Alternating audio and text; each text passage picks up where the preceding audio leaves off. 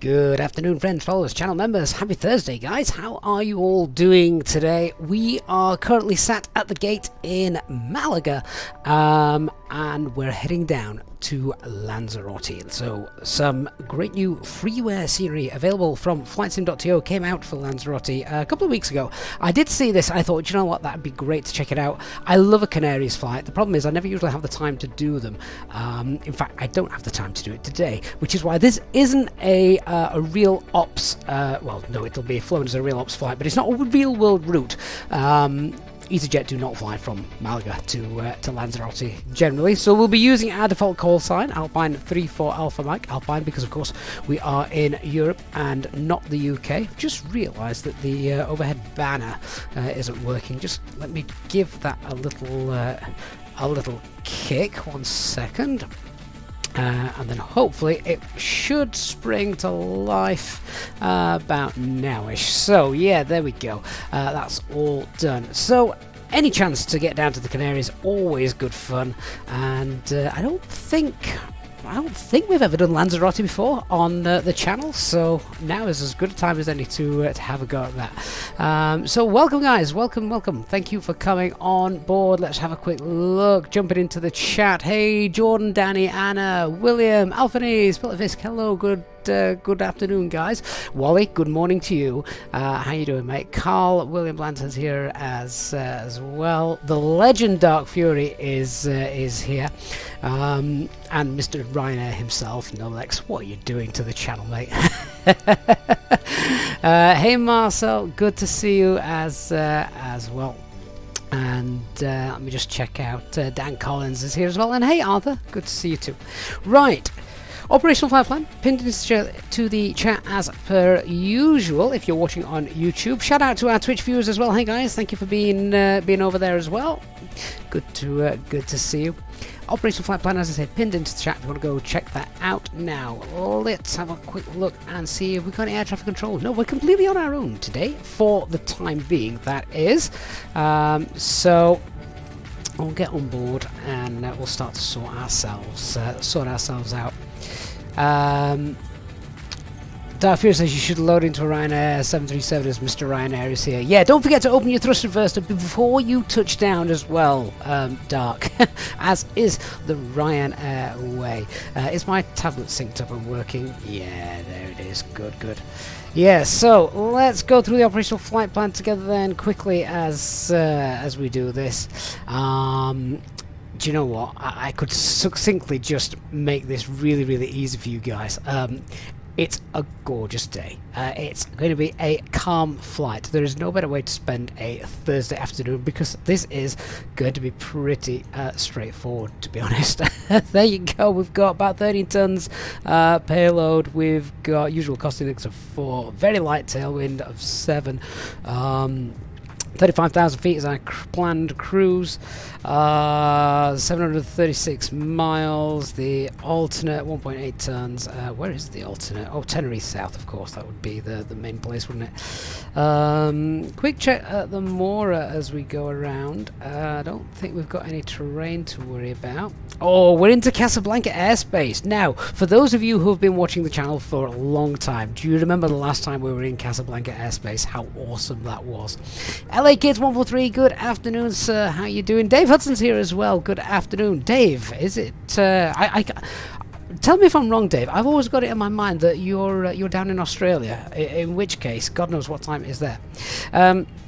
Yeah, so for those of you who've watched the channel for a long time now, yeah, Casablanca airspace has the potential to be fantastic. The last time we were there, we had, I'm not going to say an inebriated air traffic controller, but he was incredibly happy. And this is the important bit. Yeah, there you go. Look at all those 9s. Look at that crosswind coming into Lanzarote. 10 knot crosswind. That can drop off. 10 knots is nothing, is it? Might be something in the Fenix, but other than that, it should be fine. Yeah, look at that. Not a cloud in the sky and unlimited visibility. That is beautiful. Oh, Dave, why did I think you were in? Why did I think Australia? You're in Newcastle. Yeah, it's definitely not that warm there. It's 20 degrees sat here in the ground in Malaga.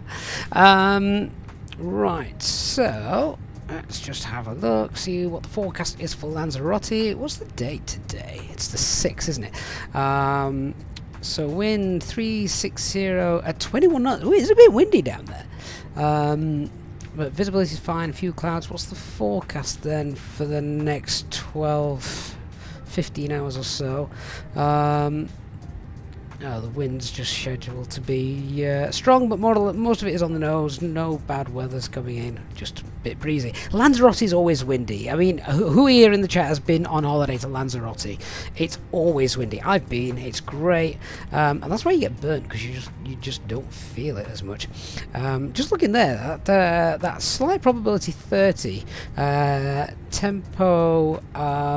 We could temporarily get gusting up to about 27 knots in the next couple of hours. So we'll keep an eye on that.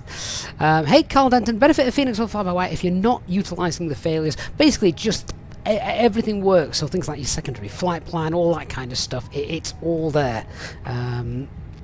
Which is obviously just a nice touch. And then if I just scroll further down this, I'll show you this just because you get the chance to see it. Yeah, so we've got a nice flight route today. Funnily enough, going down to the Canaries, most of it's usually over the Atlantic. It's not today. Most of it is over Northwest Africa, down through Casablanca airspace. But look, SIGMET charts, nothing. Absolutely nothing. Nada. It's a glorious day. So if you're finishing work early, go and grab a cold beer because it's going to get warm, and it's a holiday destination, isn't it? That's what we want from the Canaries. Let's see, what was that plug fuel? 7.6. I mean, we always take a bit extra anyway. So about, I think 8 tons is absolutely fine. So we're going to take 8 tons of fuel. We'll tell the guys to get that loaded in a little bit. We'll start getting passengers on board as well. Right, cool. That's done. Let's just get the weather now for where we are in Malaga, and sort that out. MG King, that is also a good shout. The Phoenix has got the missed approach routes in there into the database built in, so yeah, it will fly it for you. Good shout. Right, what we got here, let's just get the latest one. Right, in my best 80s voice, winds 160 at 8. The varying 110200 cav, okay. 20 degrees, QNH is 1017, and no significant changes. Awesome. Alright then, well, that's good.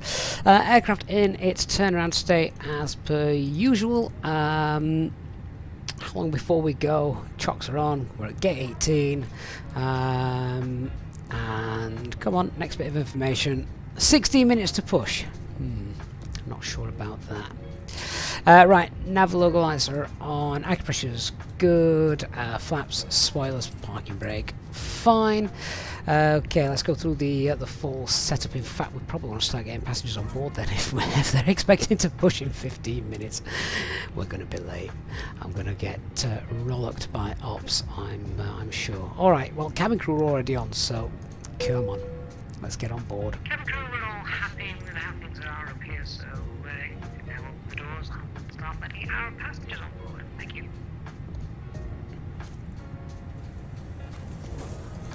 Alright, so 1017, that's fine, set the box up in a moment. Guards on to VHF 2, radios offset, radars are off, doors are coming open now, switching panels fine. Thrust levers, engine mode, master selection, that's all good. Up to the FCU, 1017, public constraints on initial climb here in Malaga is flight level 90. Get that set, company message, so we've got the preliminary load sheet coming in. Wonderful. Right, let's go through the box setup then. So check the data, IRS, we've got the 3 nav greens, aircraft status, yeah, they're all fine. When's that run out? That's next week, so that's cool. Alright, ACARS uplink, I hope this works. Don't fancy having to put everything in my hand. Usually works, doesn't it? Oh, do you know what? For a minute there, I thought it's not doing. It's going to take a while. No, it's done. Alright, let's get the flight, operational flight plan up, put the information. So, flight number, Easyjet, Europe 34 Alpha, Mike, cost index of 4. Temperature is 20 degrees. Oh, that sounds lovely. 20 degrees is a great temperature, because obviously it's warmer than that in the sun. It's 20 degrees in the shade. Get into the sun, add a few more degrees, and it's just perfect, that.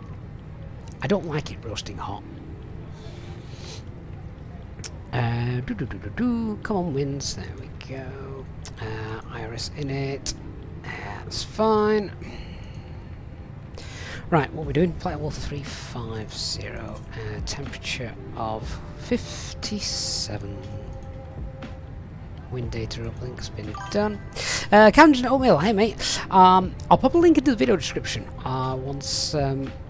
once we're done, if that's okay. But you'll see it, flightsim.to, just the latest. There's a couple of Lanzarote already on there, but obviously this is the latest one, only released a couple of weeks ago. Aviation Southend, how are you doing? Thank you so much for the sub, really do appreciate that. Right, so we're departing runway 13. Now it's built here in Microsoft Flight Simulator. Remember when the simulator first came out and it wasn't available? Pimos to Hotel. Let's get the right one here. Pimo 2 Hotel, that's it. Insert. And then the arrival at the other end is the ILS Zulu 3 approach. What are we on? Devlar for Papa. There we are. Where's that coming by? Bapal or Maped? Let's have a look. I don't know Lanzarote incredibly well, so I need the charts for this. Bapal, I believe it will be. Yeah, Bapal. I would imagine Maped's over there. We're not coming in from the west, so Bapal it is. So that gives us a distance on the flight plan is 736. Distance in the box is 739. Excellent. Right. RadNav page. So waypoints here in Malaga. We've got the Mike Lima Golf. And we've also got the NDB, which is on the approach. Golf Mike. Hey, Pilot Dan. Sorry, mate, not paying too much attention to the chat at the moment whilst we get set up, but we're going to have plenty of time in the air if you want to stick around, and then happy to help where we can. Okay, that's done. That's done. Init B page. All right, let's do this. Preliminary load sheet. Let's check that out. There we are. So is it a fuel weight of 57? Almost bang on, look at that. C of G. Hey J-Hog, how you doing, sir? 31.6.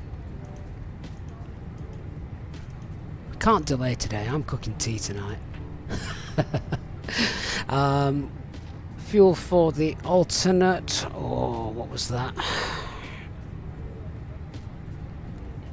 1.8. It's fine.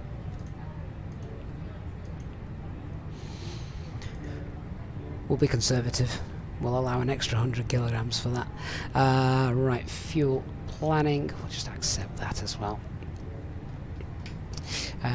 Takeoff weight CFG is 29.6. Hey, Santa Kingy. Yeah, we're all going on holiday for the weekend. It's Easter weekend as well, isn't it? So, yeah.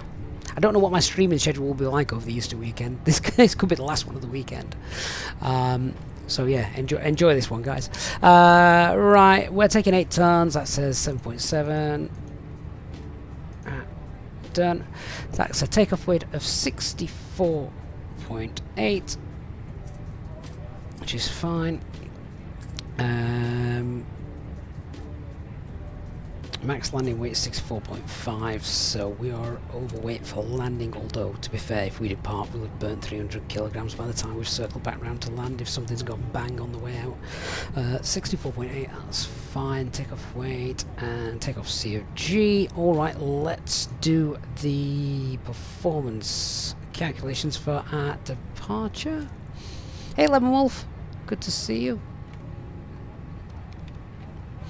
Right, what are we doing? We are departing runway 13. It is dry, bone dry.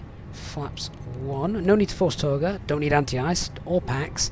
Takeoff weight is 64.8, and we've got the CFG down as 29.6. I'll just grab the live data. Right, that's the weather done. Have we got any intersection data for this place? Oh, quite a few actually. Alright. Don't know Malaga that well either, so let's take a butcher's at the chart. Where are we?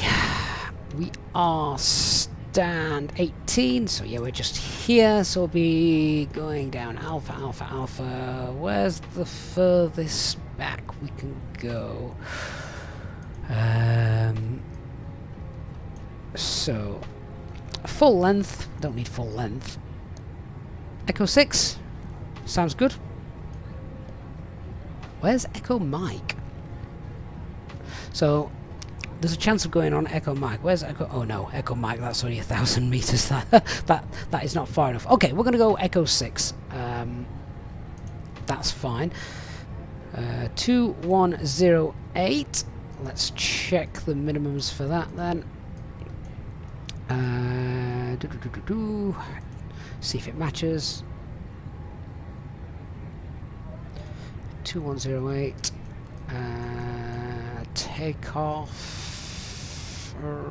Runway 13 from Echo 6, 2108. Yep, they match, so we can use that.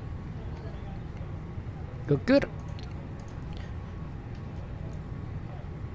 So, let's see what calculations are spat out at us.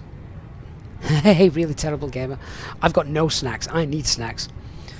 I've still got some pork scratchings left from the other day. Right, there we go. 132 is V1.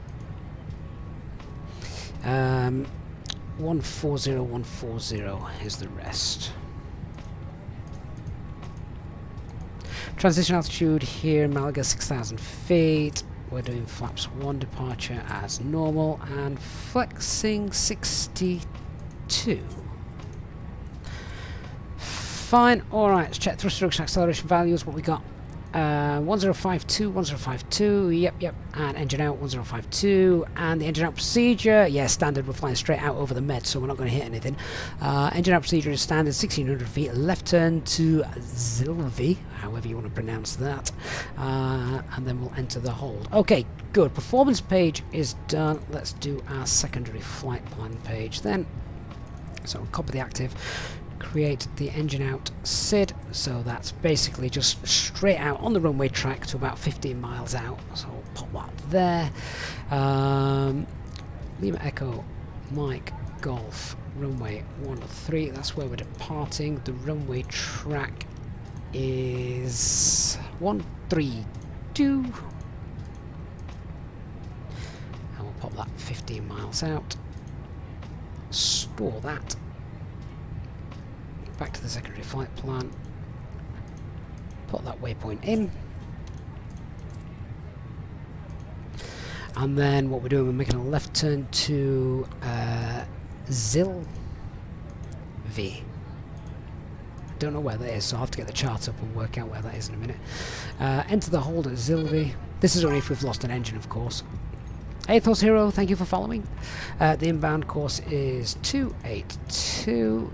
And that is left turns. And then if we have lost an engine, we'll probably be coming back into Malaga. So if anyone fancies a bit of a challenging arrival, actually, come land in Malaga while they're using these runways, because you're kept high because of the terrain, and then you have to drop down. So you just need to think about it a little bit. It's one of my favourite approaches. Brings you in really close to the hilltops where there's some wind turbines. Don't hit those. Right, that's done. And then we're going to be arriving back on ILS Zulu 12, I think, is the one that they're using for landing at the moment. So, well, no stars, we just vector ourselves in, no veers. Right, let's just check what that looks like. So straight out, 50 miles out, left turn, enter the hold, and then we'll sort ourselves back out, but the approach is there. Lovely. Hey Faraz, do I have a GSX profile for this scenery? No, I don't. No. It's just default, which is why everything's probably crashing into everybody else. That's done. Awesome. Okay, so now that's done. We just need to load the aircraft up with the weight and fuel. So we're going to be taking, what did I say, 8 tons. Come on. There we are. Will that instantly dismiss that. Great stuff. Everybody is on board. And fueling is completed. Hey Thor Zero and Sebastian. Welcome on board BLTV, Easyjet good service. afternoon. Please place your large bags into the overhead locker, wheels first, and keep your small items under the seat in front of you. These include laptops, handbags, duty-free and loose items of clothing. Once you have safely stowed your cabin bag, please take your seat. To help us ensure a prompt departure, we would kindly ask that you keep the aisle clear, enabling all remaining customers to board. Your seatbelt can now be fastened ready for departure. This is a no-smoking service. Thank you for observing this policy. Yeah, so that terrain I was on about, if you want to come and land while they're using this runway configuration at the moment, you can just see it in the distance. We'll see a bit more actually as we're taxiing down, but there are hills and mountains which you need to avoid, obviously. But then, yeah, it's good fun coming in on this one, because you can, if you're not careful and plan it, be left a little bit high and fast. Alright, so I think we're all done, ready to start the brief. So, quick departure brief. Weather we've spoken about. We've got winds 160 at 8, so slight wind from the right as we're departing today. We've got cab okay, dry runway conditions, hardly a cloud in the sky. So yeah, really nice weather for departure. Weather en route is pretty much exactly the same, and the weather for the arrival, again, great conditions. We've got unlimited visibility. Bit windy, but most of that is on the nose. At the moment there's around a 10 knot crosswind, but deal with that just fine. Aircraft it's type A320, everything fully serviceable with the exception of the weather radar. No attempts for the departure today. Threats to be aware of around this airport. A bit unfamiliar with it, so that's a little bit of a threat just because we don't do Malaga too often, which is a shame really. We probably should, because it's a great airport to fly into. So yeah, just want to be careful where we're going and what we're doing. The only other big threat around Malaga, not so much with the route that we're taking for today with this configuration and departure, but this is more abnormal. Usually you're coming in and when you're coming into land, you come in over the Mediterranean, but today obviously the winds are in the other direction, so we are we're going to be departing out over the Mediterranean this time, so that is obviously a bit less of a threat terrain-wise. But as you can see, there is terrain to the well, pretty much everywhere except out to the south and southeast. So just be aware of that. The holding point has us over the Med anyway, so that's fine as well if something has gone wrong. But yeah, the only other thing is no air traffic control, so just need to be listening out on Unicom as well. Alright, let's do the full departure brief then. So we are where have you gone? Oh, there we go. We're at stand 18. We're going to push back facing... Well, I don't know what the push is going to do actually. We'll have to see what GSX wants to do. It might just push us straight here, or it might actually push us back all the way around back here onto Romeo 4. But either way, what we're going to do then is we're going to go out Golf 4 and then Alpha, and then as planned we are going to be departing at Echo 6 for runway 13. It's not actually that long a taxi then, this that we're doing, so we'll not do a single engine taxi. We've got the intersection departure, That's the route for that taxi confirmed. So that's what we're doing on the ground. What are we doing in the air? Let's just have a quick look at this. No speed restrictions or anything like that. Okay, let's go to the box. So the flight plan, we've got departure runway 13. It's the PMOS 2 hotel departure, noise abatement 2. The initial climb then is flight level 90, and that's what we've got set in there. The first turn is to the right when we're 9 miles from the Malaga VOR. The RadNav page has got the Malaga VOR in the box, and it's also got the NDB, which is on approach to if we needed to come back in. Again, we don't use these, it's just a failure device just in case. Let's have a look then at progress page. Flight level 35 is planned. Flight level 35 is the optimum. Excellent.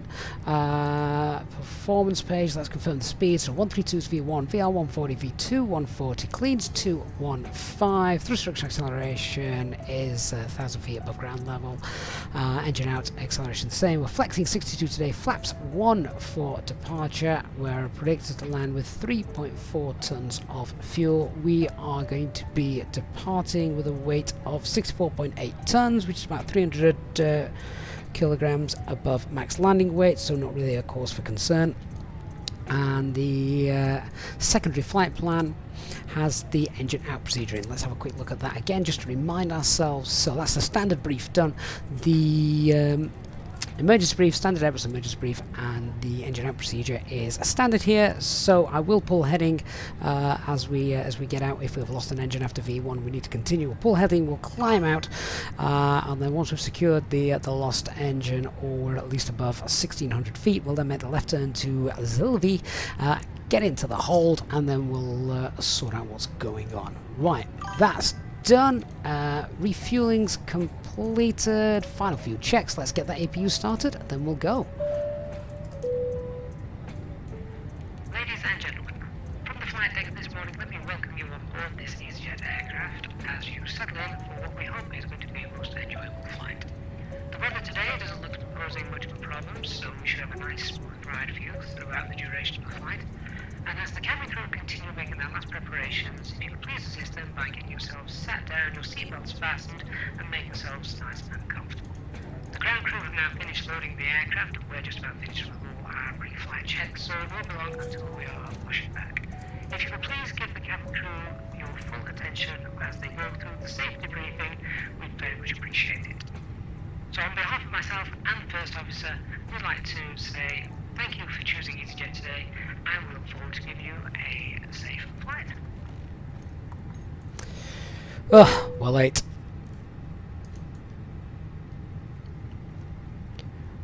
Okay, so I'm just waiting for the APU to start. Anna, how do you know if it's noise abatement 1 or 2? It's normally shown in the charts. If it doesn't say anything, it's noise abatement 2. But the other thing you can do is if you've got SimSmart, then thrust reduction acceleration values. If they are the same, that's effectively noise abatement 2. Noise abatement 1 if they're different. I think we've done I think there is a video explaining noise abatement procedures actually on the channel if you want to check that out afterwards. Right, good. APU is up and running, so we can get rid of the external power. That's done. Just tell the ground crew that external power is now turned off. You can disconnect the GPU, etc., and we can prepare for pushback and departure. Hey Ace on Twitch, how you doing?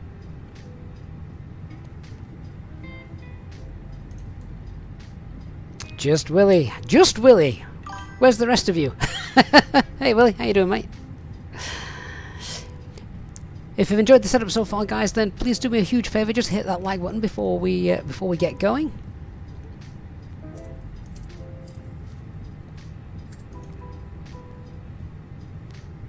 Right, where's my checklist gone? Okay, so the cockpit preparation checklist. Aircraft acceptance has been completed. Fuel quantity is go away. Fuel quantity is 8 tons. And balanced. The seatbelt signs are on. It is. We've got the 3 nav greens, and the barrow reference is 1017. It's 20 feet. Good, good. Ground crew are into position. Time to go.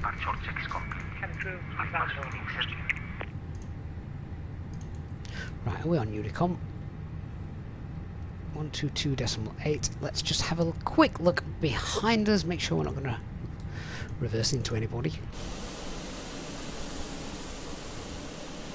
Nope. Fantastic. Oh, you've got to be a good tug driver. You've got to scratch your paintwork, mate. Oh, close enough. Hey, Spurts. How you doing?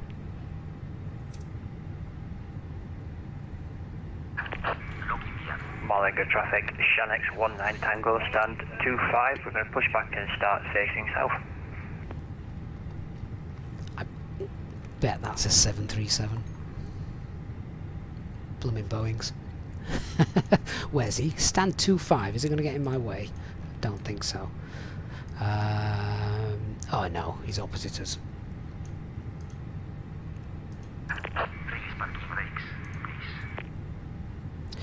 And Malaga traffic, Alpine 34 Alpha Mike, stand 18, pushing back facing south.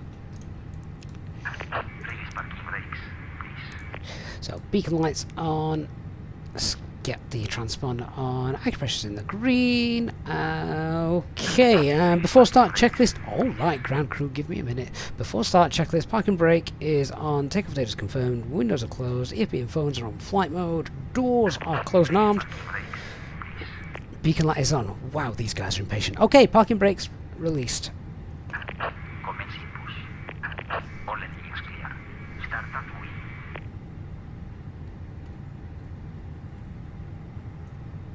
Right, nose wheel steering is disconnected. Engine mode selected to ignition. Starting engine 1.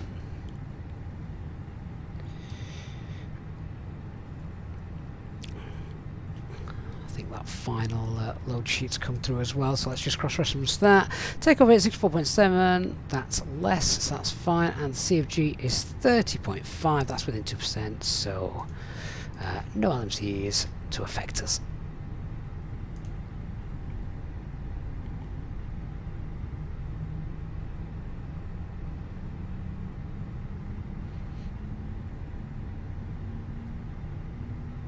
Hey, Dr. Random says he's on a weekend away with a promise of no screens, then he notices that we're streaming.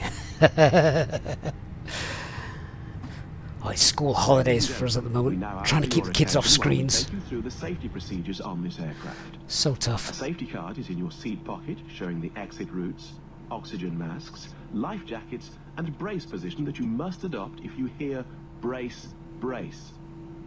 There are 2 emergency exits at the rear, 4 in the middle, and 2 at the front of the cabin. Floor lighting will guide you to an exit.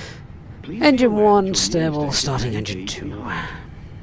In an emergency, leave all cabin baggage on board. Smash into the screen at the Your front seatbelt actually is work? Yeah, fastened, yeah. adjusted, and released as shown. It must be fastened when the seatbelt signs are on, and we recommend that you keep it. So we're not facing fastened south at all, we're actually times. facing northwest. If the air supply fails, masks will drop from above you. Pull a mask towards you to start the oxygen. Put the mask over your nose. Alright, GSX, and that'll mouth. do. Hold in place with the strap. Pull on each side to adjust. Parking Put brakes on set. your own mask before helping Cockpit to others. ground. We have a good engine. If you land on You can water, disconnect. take the life jacket from under your seat. Put it over your head. Pass the tapes around your waist. Click together. And pull the strap to adjust. Do not inflate it inside the aircraft. When outside, inflate by pulling the toggle. If it fails to inflate or needs topping up, blow into the tube. There is a light and whistle for attracting attention.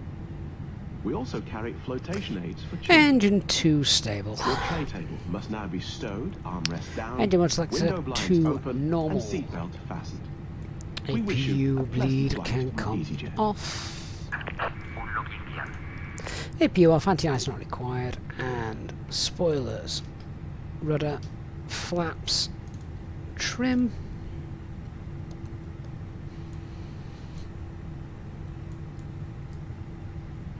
can't see the arrow. Total disconnecting. Bypass pin removed. Tug's moving away. Is clear. Right is clear.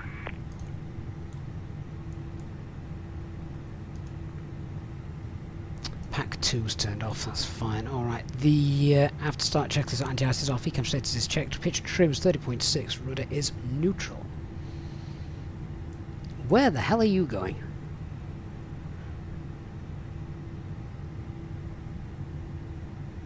Right, well, while I wait for him to muck about, let's do the flight control checks. Full left, full right, neutral, full up, full down, neutral, and rudder, full right, full left, neutral. Right, good, it's removed, he's waving at us. And he's gone. Malaga traffic Alpine 34 Alpha Mike taxi now via Golf 4 and Alpha. Holding point Echo 6 runway 13.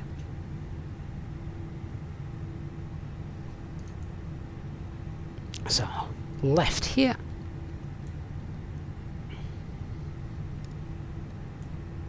Malaga traffic, GSX 19 Tango, we're going to taxi via Romeo 5, Golf 5 Alpha, and Echo 6 hold short for 13.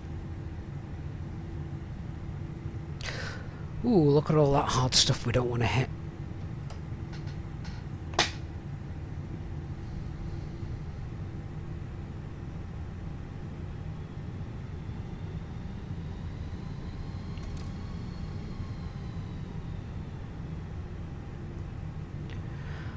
Alright then, so let's do our heads check.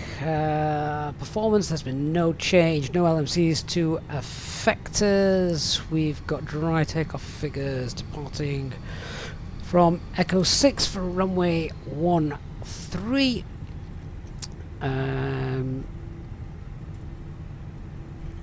The engine out procedure is standard, straight out 1600 feet, and then a left turn to the holding point. We'll get ourselves safe 4,000 feet.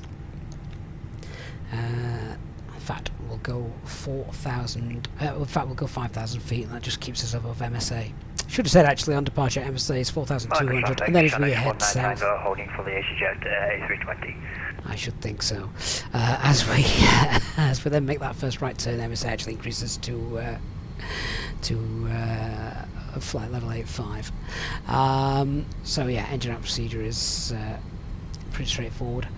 The departure is Pimos to Hotel, which has a straight out, then no speed restrictions, 9 miles, right hand turn. We can clean up and accelerate away on schedule. And the initial climb is flight level 90.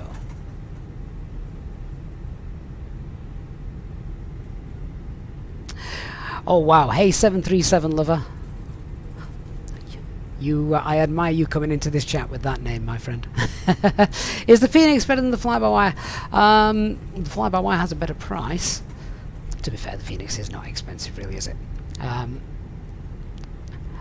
The Fenix is obviously much more complete, so it depends what kind of experience you're after. But if you're just doing normal day-to-day ops, then the fly-by-wire is fine. If you want a little bit more realistic, then the Fenix is probably the way to go. Hey Sebastian, no, I don't use Sim Toolkit Pro or Volanta. Right, is that Echo 4?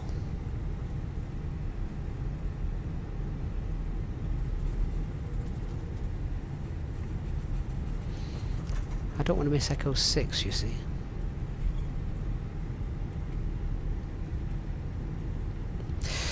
Let's do the taxi checklist. So, flight controls have been checked. Flap setting is config 1. The FMA is got climb nav blue 152, 9,000 blue, and flex of 62. Red on previous wind shear is on. Ecam memo takeoff no blue. EFB is stowed. Let's get that disconnected. That's Echo 5. No, do you know what? Just get rid of you. Right, Echo 6 is this one just here.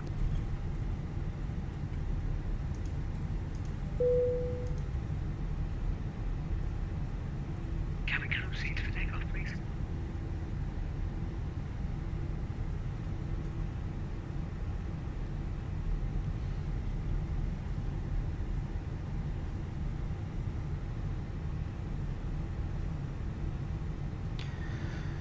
Right, so I just need to confirm that that is, there's no sign saying that that's Echo 5. Let me just quickly confirm that. Configuration there, Echo 6.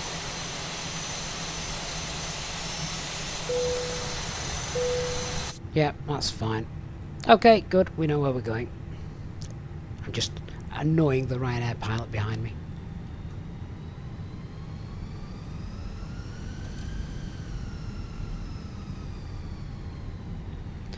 Okay, not heard anything on the radio comms. The approach path looks clear.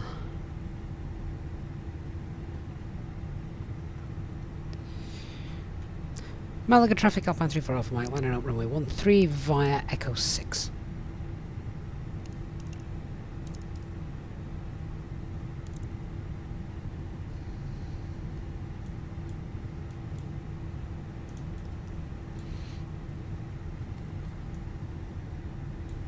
And the land checklist, so cabin secure, takeoff runway 13 via Echo 6, TCAS, TARA, PAX 1, 2 are off.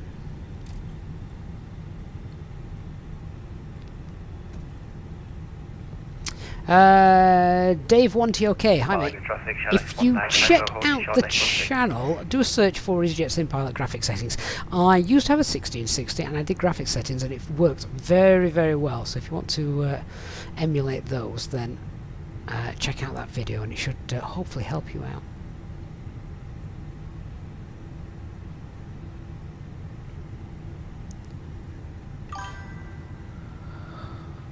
Okay, wonderful, let's go.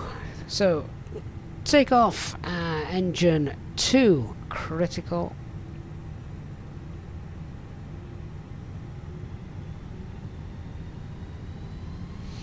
Let's go to Lanzarote.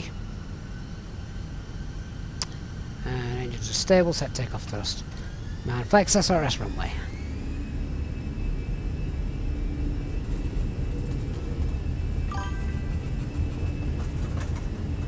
Malaga traffic, Shanix 19 Tango, line up 13 away from 2 minutes for traffic separation. 100 now. Checked. A little bit of left rudder. V1. Rotate.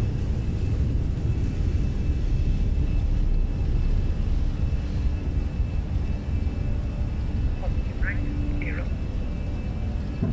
Gear up. Nav.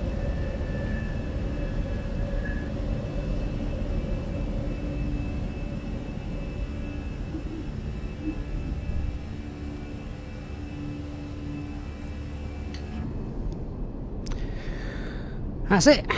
Goodbye, Spain. Oh, what a gorgeous airport to fly into.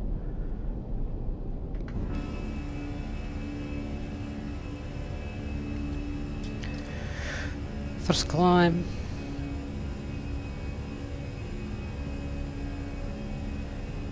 Autopilot 1 engaged. Oh, you idiot. You had the packs on for departure. Whoops, never mind.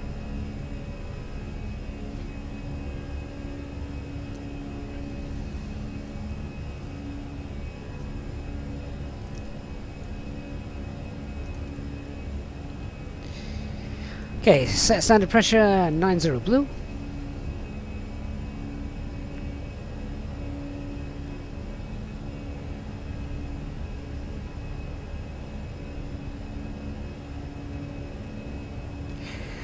Speed. Flap 0, spoilers disarmed.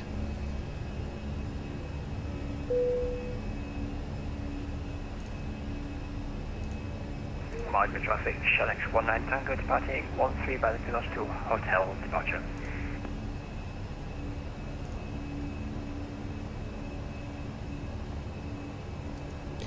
And with no ATC around, we'll give ourselves a further climb. Let's get up to flight level 250. So open climb 250 blue.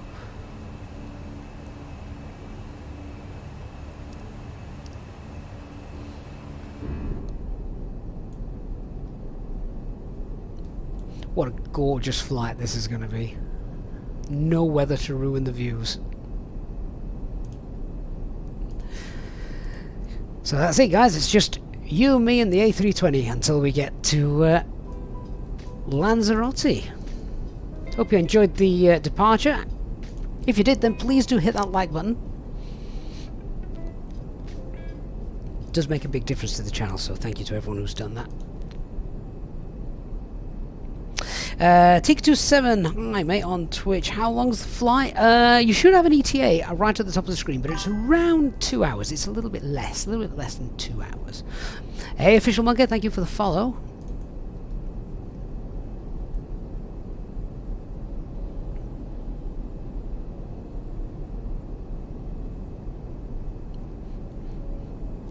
I always think it's the weirdest airport configuration that you obviously get runways sort of almost at right angles to each other, don't you, to take advantage of all potential wind components. Malaga, well, we'll just build it at 10 degrees offset. Ladies and gentlemen, please keep your seatbelt fastened while the seatbelt sign is on. We recommend that you keep your seatbelt fastened whenever you are seated. Toilets are located at each end of the cabin. Remember that smoking is not permitted at any time. This includes e-cigarettes. Well, that's strange, yeah. For some reason the ETA is missing at the top. Wonder why that is. I spy Dark Fury in his Jet 2 737. Down there.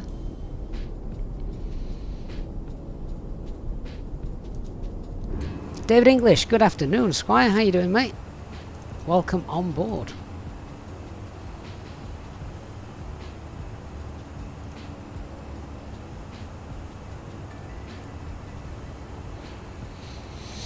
Hey, Official says no worries, been watching quite a few times, so thought I'd follow. Thanks, Official. Appreciate that. Anna, any idea why the SimSmart won't connect to the internet? Have you got the latest version? Because if you've got an older version, it'll be trying to connect to a server that no longer exists. Right, we've passed 10,000 feet. Everything looks good. So, just do the acceleration flow. We've got the spoilers, flaps, gears up. Okay, all the lights can come off. That's done. Airports onto the E-face. Get rid of terrain radar now. Actually, no, leave that on. See where that is. Right.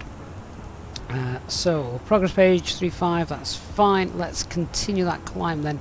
And we'll set flight level 350 on the FCU. Confirm that here, 350 blue. So we're going up to cruise. The performance will zero that cost index. So that's done. RadNav page, we can clear those out. We're away from Malaga now. The fuel prediction, we'll leave that obviously. Secondary flight plan, we can now copy the active flight plan, and that's done. Great stuff.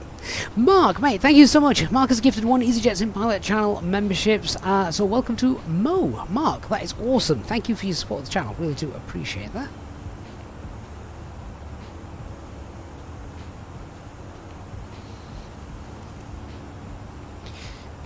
They can come off. It's going to be the smoothest flight ever.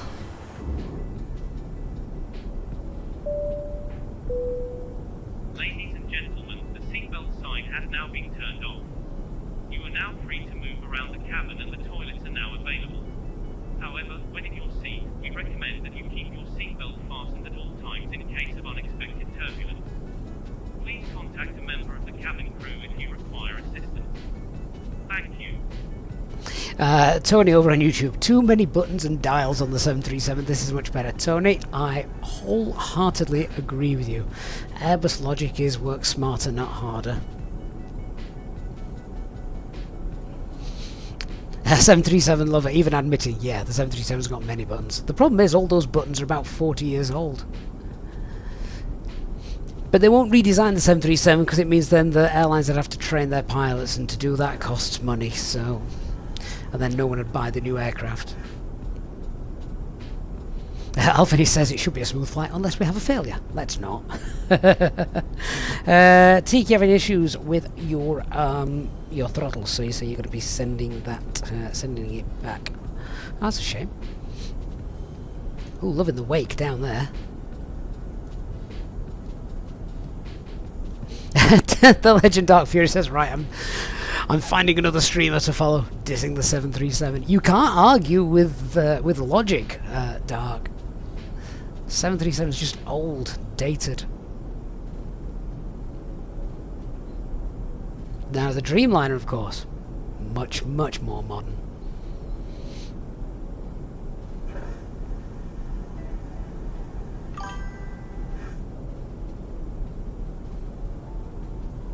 Hey, Adam says he flew through this Lanzarote scenery a couple of days ago. Very nice for freeware. I'm looking forward to seeing it, Adam. Not seen it yet.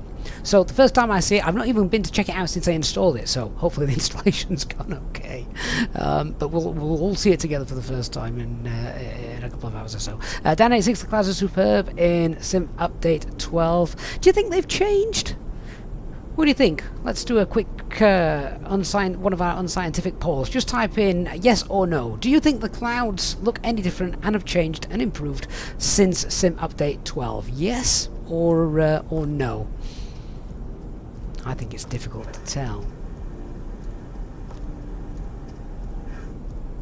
I did see a question a moment ago. Where's it gone? Hey, LGB, how do you get the wind speed, etc. for the autopilot? So you get the wind speed from the METAR, of course, and the wind is also displayed here at top left of your navigation display. So we've got a lovely 5-knot tailwind. That's not going to help us. So Flop says yes, Adam says no, Alberto, no, Flops, I think so. Hey Christian Lindstrom, good afternoon sir. Alphanase, don't know. Brendan, yes. Dan says he's convinced they've changed, just his opinion though. David also believes they've changed as well. I honestly, I do, I find it difficult to tell. Difficult to tell. Barry Barton, good afternoon. Oh, Paul, that's a good answer. You think so, but subtle. Subtle enough not to make a difference? J-Hog, what clouds? Where are you flying? No clouds. Oh, there we go. That's our flight route, so... There's Gibraltar. How far can we zoom in on that? I can see the runway, and I can see a rock. And a ship. Gibraltar's a great airport to fly into. Got great scenery recently as well from, is it RD Presets that have just released that? Old Man Shaggy says, clouds not so much, but the sunsets and sunrises look much better. Do you know what? I don't think I've seen a sunrise or a sunset since the Sim Update 12. So that's interesting. Star EU over on Twitch. Hi mate, good afternoon. Hope you're well. Thanks for coming on board and joining us. Dave Tokay, you're landing now in Brussels from Munich with the Brussels. Happy landings. Faraz, what's my FPS right now? Right now? Hovering around the 40. It's flipping up and down, but it's around 40.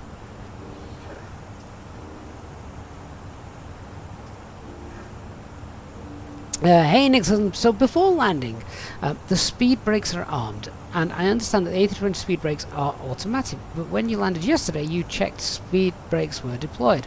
Where's it displayed? Okay, so it's not automatic. Well, yes, sorry, no it is. If you arm the speed brakes by doing that, so speed brakes are armed, then yeah, when the landing gears compressed and a couple of other functions, then you get the speed brakes come up. So that's fine, and you check, because when you land automatically the flight control page opens here, so then you can check there that the speed brakes have been deployed. So if I've got the screen set right when we land, it's normally sometimes it depends. If I've got it set like that, it's difficult to see. In the real world, of course, you just look down and it's there.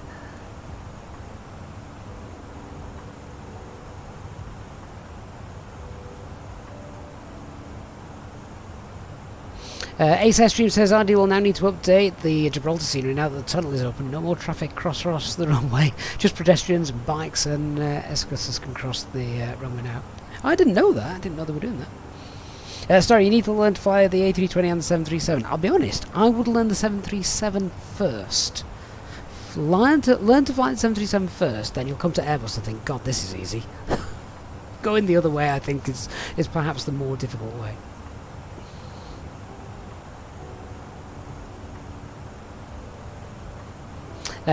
Oh man, Shaka says it's going to be nice to see this Freeware Lanzarote as you've just bought the Just Flight payware version of Lanzarote. So it's going to be nice to compare the two. Yeah, definitely. Alvanez, do your engine start knob, does it flick when starting engines? Yeah, there's a reason for that. We were discussing this on the stream yesterday, Alvanez. So the reason for that is, hang on, let me just show you so people know what it is we're talking about. So the engine mode selector, when you select that to ignition, so if you then want to pan around your screen, just 1 second. Yeah, so if you then want to pan around the screen, which you use your left mouse button, don't you? So if I now press my right mouse button, I now press my right mouse button to move around, look what happens when I press the right mouse button. That's what happens. So it's the right mouse button that moves it back to the normal position, which is annoying. So instead, to pan around, if you have a middle mouse button, press the middle mouse button and then you can pan around normally without it affecting the starter switch. So there's a life hack for you. Hey Colin, happy Easter to you. Thanks for coming on board. Hope you are well.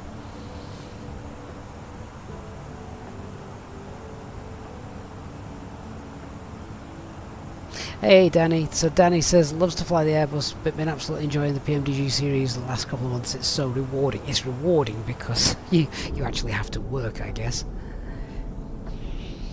Do you know, maybe there was something to what I forgot who it was saying about the clouds now looking a bit different. They do look good. So does the terrain down there. This is what gets me, flying over Africa or just any part of the world in Microsoft Flight Simulator. It looks gorgeous.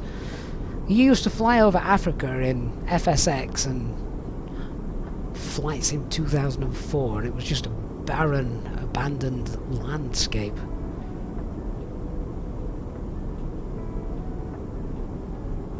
Eastbirds, are we converting you to Boeing? Hell no.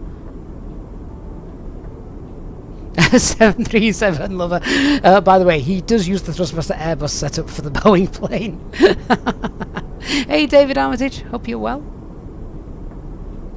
Jack, is anyone else's approach button not working on the Flyby A32NX? Remember, that will always only work if you're doing an ILS approach. It won't work if you're doing an RNAV approach. Christian, nearly 3 years after release, Microsoft Flight Simulator still blows your mind on a regular basis. Happy to agree with that statement.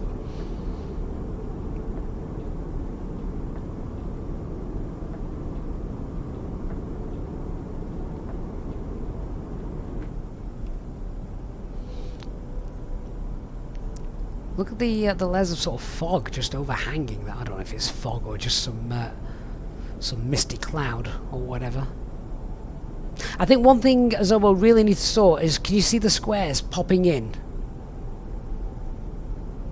That's something that never used to happen, as far as I remember. I think that needs sorting out. We saw it quite a bit yesterday coming into Tivat. Oh, right, where are we? About 2,000 feet to go. William, is there a Honda jet for Microsoft Flight Simulator? I don't know, William. Eastbirds has never mentioned it.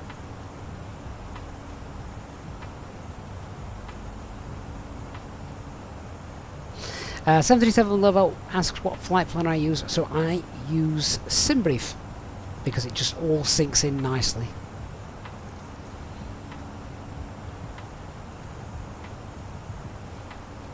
Bolly Pilot says it's the dust from the Sahara. I mean, there's a potential. I don't know what the current wind conditions are. I think wind conditions are actually really, really light. There's not much wind at all.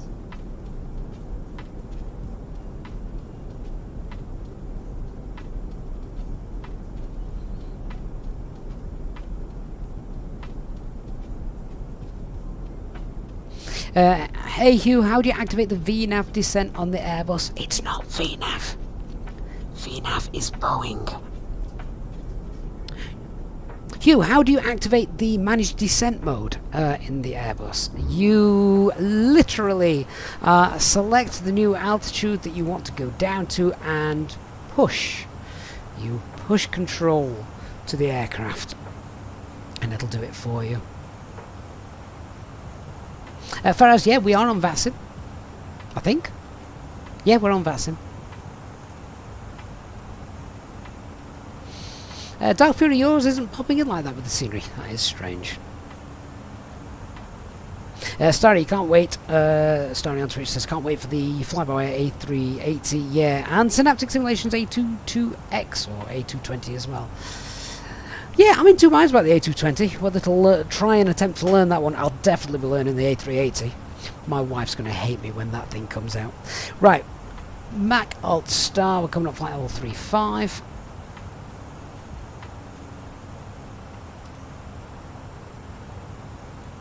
And Alt Cruise, that's it. And that is the cruise reached. Ladies and gentlemen, from the flight deck, we'll be delighted to hear that we're now at our cruising altitude, and we hope to give you nice views throughout the flight as we have good weather ahead and shouldn't be experiencing any turbulence. Of course, this means that you will not spill any of your drinks that you may have from the cabin crew as they begin to start making their way around the aircraft. Could you please ensure that the aisles are kept clear so the cabin crew can offer you their cabin service, which will begin shortly. A reminder that Easyjet single pilot channel members are able to access free drinks throughout the duration of the flight. Thank you, and I invite you to sit back, relax, and enjoy the remainder of the flight. All SD pages look good. We haven't got a fuel leak. All systems normal. Dark, is the 777X going to end up like my 737 and my CRJ? I feel like I owe the 777 something because I am going to be flying on one in a few months' time.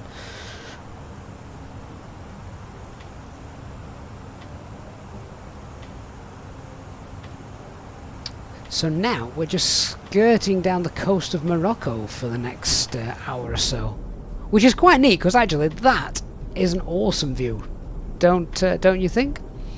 Can pilots be drunk? Well, yeah, if they're not working, or working the following day.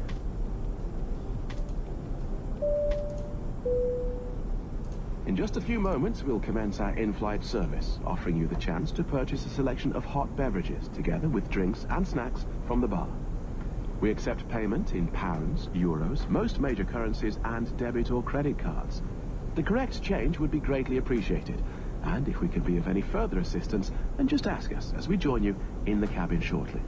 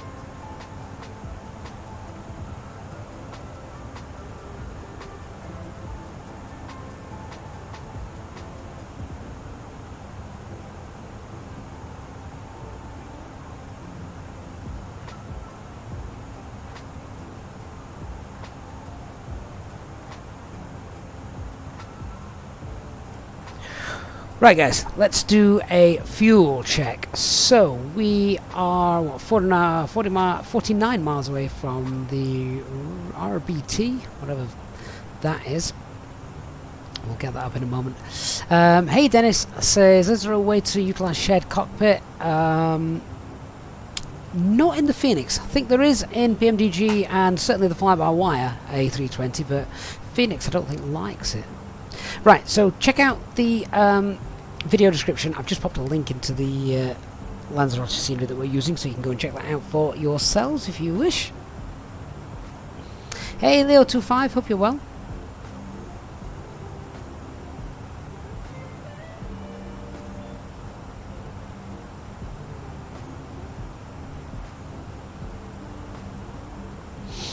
Mike Harvey says you flew with the easy call sign on VATSIM yesterday and everyone including the controllers kept referring to him as the low cost operator. Yeah. But you land smoother than Ryanair.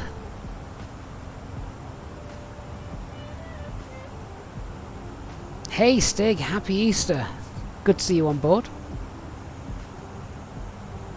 Have I noticed any improvements of the live traffic flight level accuracy with Flight Simulator since Sim Update 12?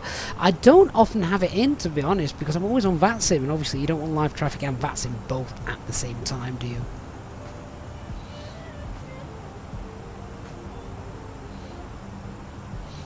Dark Fury, is the livery oh, you're going to have to send me the new one, and I'll update that for you. Yeah, Danny, it looks very foggy down there, doesn't it?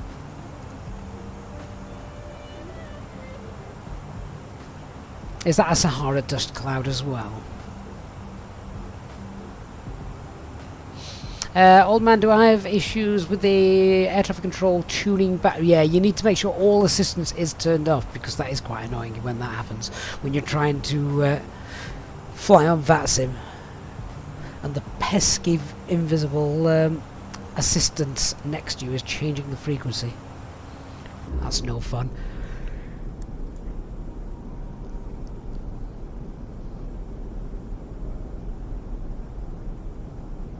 Right, let's see what time we should be on the ground. So, around 16:09 Zulu time. Bear in mind, of course, that we'll probably slow down and stuff, so maybe 10 minutes by that. I would say 16:20 to be safe. 16:20. That's Zulu time, of course. So that's 15:20. Local time here.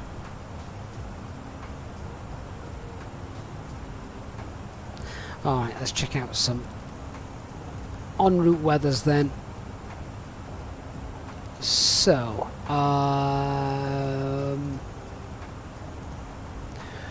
where are we? I don't really know any airports around here. It's not often we fly over Morocco. So, let me see. Marrakesh is probably a good shout, isn't it? When doing en route weathers, you're just looking for, you know, the big airports. So Casablanca, that kind of thing. Hey Tyler, is this the Latin VFR A320? Oh god, no. Oh, no. This is the Fenix A320.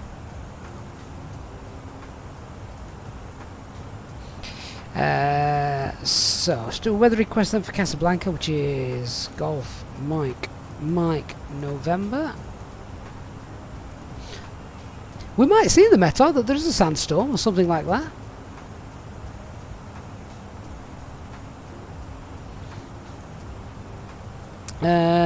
We can also check out Marrakesh, which is Golf Mike X-ray.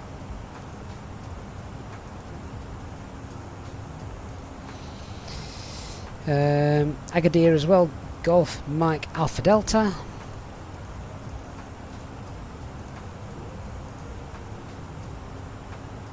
They all look good.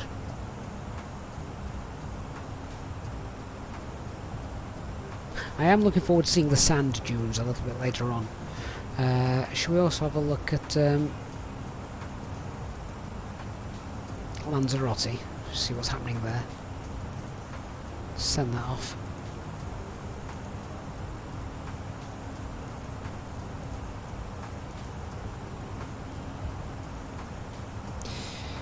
Alright, so what we got? This is Casablanca, so 340 at 10, variable, good visibility, a few clouds, yeah, so that's wide open, 24 degrees, sounds nice. That's Marrakesh, no wind at all, visibility is down to 8 kilometers there. And Agadir,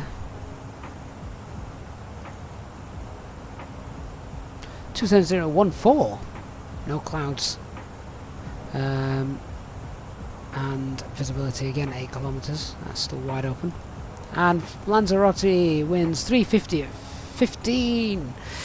Ooh, I could do that just spinning around a bit more to the runway heading, as that's becoming more and more of a crosswind. That clouds 3000 and 23 degrees.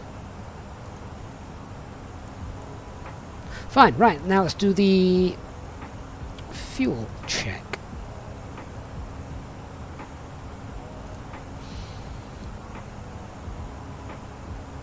So we're just coming up on Romeo Bravo Tango. Let's find that on the flight plan.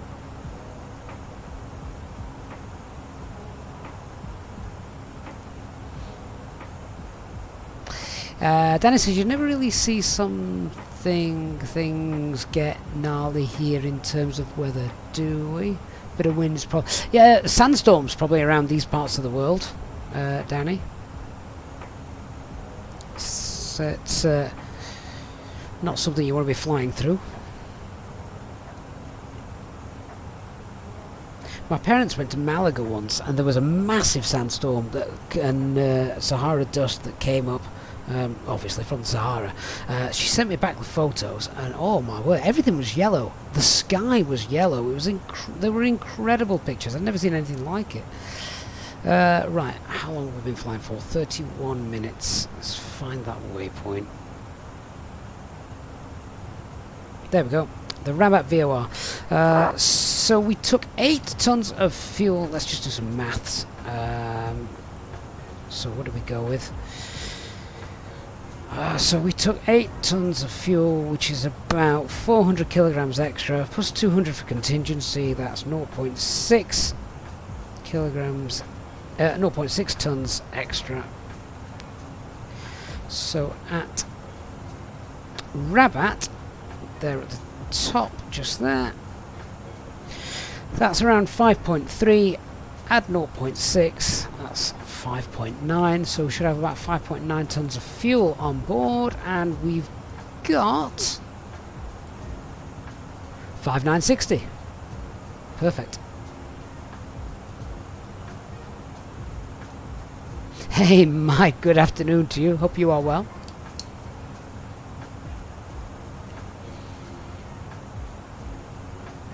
Dr. Magic has just had the Mickey taken out of him for watching a flight simulator stream on holiday.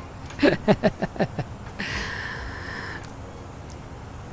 sure plenty of us would have the Mickey taken out of us if they knew. They just don't understand. They don't understand your intellect, Dr. Magic. That's what it is.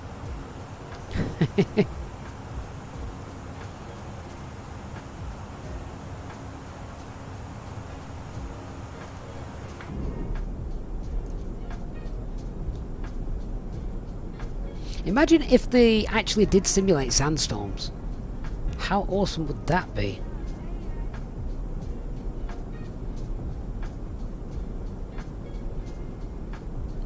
Hey guys, what GSX profile am I using for the Lanzarote CA? I haven't got any at the moment. None, because this is new scenery. Only released a couple of weeks ago. I don't think a GSX profile has been created for it.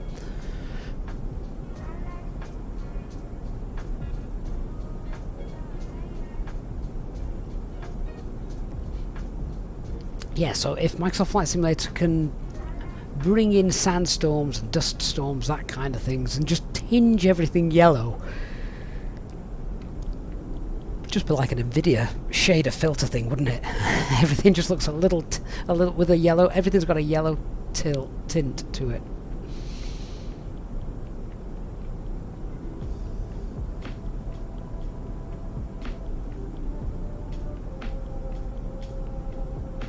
Have we got any golf fans in the chat?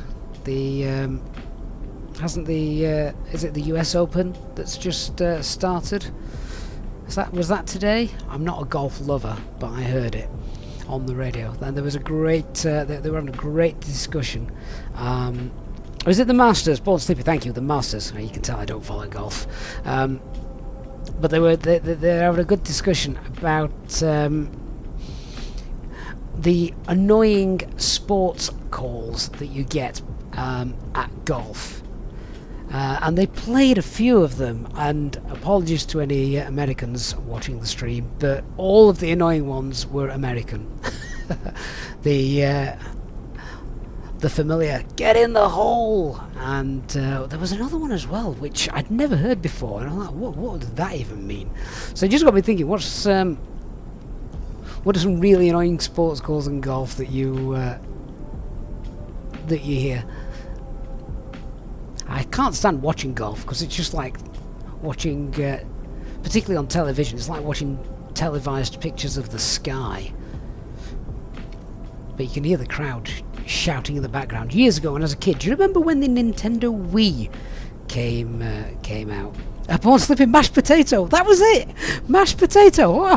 Why would you shout that in a golf game? What's that even mean? Clearly I'm missing something. Mashed potato.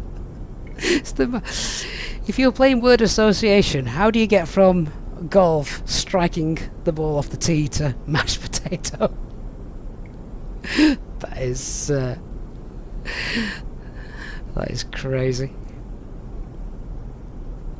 Born Sleeper says it's just mostly random drunken Americans being muppets. Oh, fair enough. I knew there'd be a reason for it.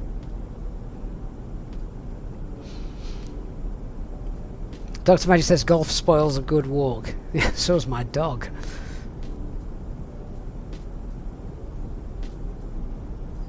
William says he hates it when they use terms from other sports, and shoehorn them in, sort of like, he says you've heard them say he made a perfect field goal, etc. in golf instead of football. How do you make a field goal in golf? Yeah, good point. The legend Dark Fury says golf ball's been replaced by a potato. Oh, okay. I suppose it would be mashed if you hit it. Born Sleeper says here in the UK and EU we're more respectful. There's less of it this side of the pond. Fair enough. Yeah, does anyone remember when the Nintendo Wii came out? I'm going back, oh god, 20 years ago now, was it? Something like that. And you could get Tiger Woods at PGA Golf for it, and I used to love playing that. It was great. I'd have a drink, I'd stand in the living room. My parents had a massive TV back then, and yeah, so I'd play on that. I used to really enjoy that. Got quite into it. And they used to have those calls. You'd hear them shouting, "Get in the hole," or whatever else. Just clipped, and it was used over and over. It reminded me of my younger days. Which airport is that then? It's not Marrakesh, is it? We're not that far down. That looks like a big airport.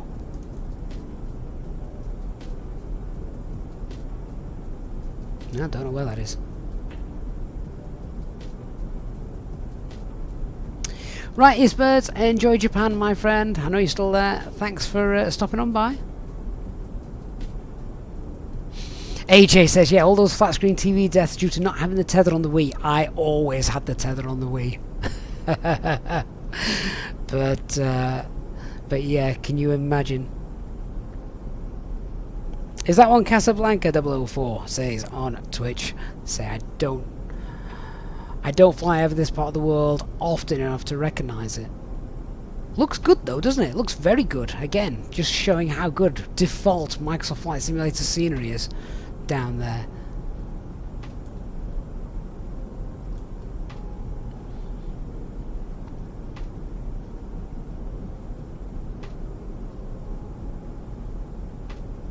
And Tony says that he's looking forward to his real EasyJet flight from Gatwick over to the Greek Isles next month. Yeah, holiday season's coming up, doesn't it?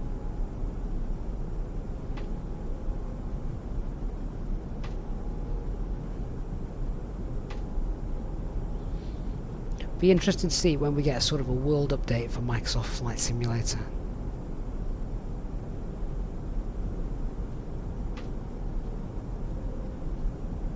You can just see the lights as well from the runway. Hang on, I'll just lean back in my seat.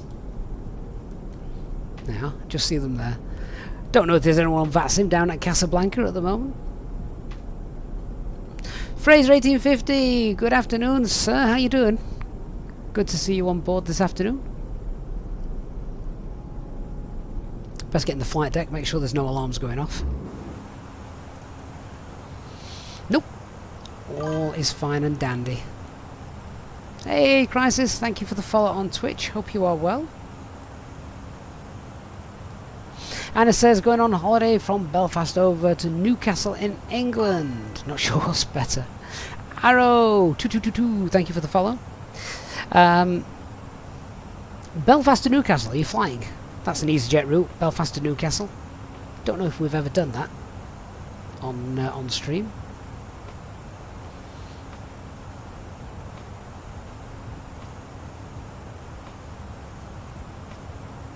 Old man says you're going to spend time in the US next Friday, off to Boston to do a marathon and then sightsee. You're going to do the marathon? Oh, I take my hat off to you. Just the thought of running to the shop scares me, let alone doing however many miles it is. William, grabbing yourself a nice whiskey. That's the way to get the holiday started. Pazza14, what's the Freeware Lanzarote scenery like? I have absolutely no idea, Pazza. I've not been there. You're going to see it for the first time, the same time as me here on the stream. And 737 Lover, this is great. 737 Lover is now doing an Easyjet flight right now. Tell me, 737, tell me you're in an Airbus. Hope you're in an Airbus. I suppose you could be doing retro Easyjet flights, couldn't you? They were 737s when they first started.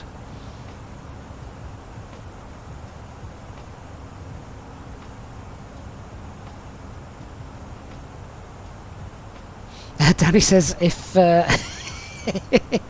if he was doing the marathon by car, he'd still think it was too far. See, that's a huge big difference between say American people and particularly British people. So we think a 2-hour car journey is just, oh, it's a long time. That is nothing. Americans would jump in the car and drive 14 hours to see a good shop or something, and think nothing of it. We just don't appreciate the size of the country.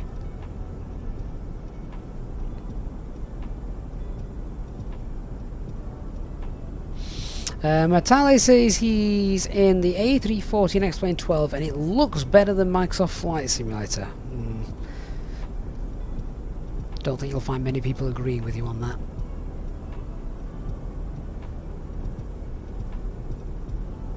Old man says if he ran to his local shop, it'd take about 30 seconds, it's that close.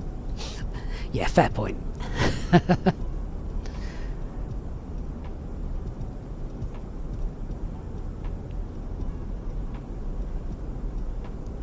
Carl says he's off to the Philippines for a month next week. Oh, awesome. That sounds exciting. Via Singapore, you think you're in an A350. Which airline is it, Carl?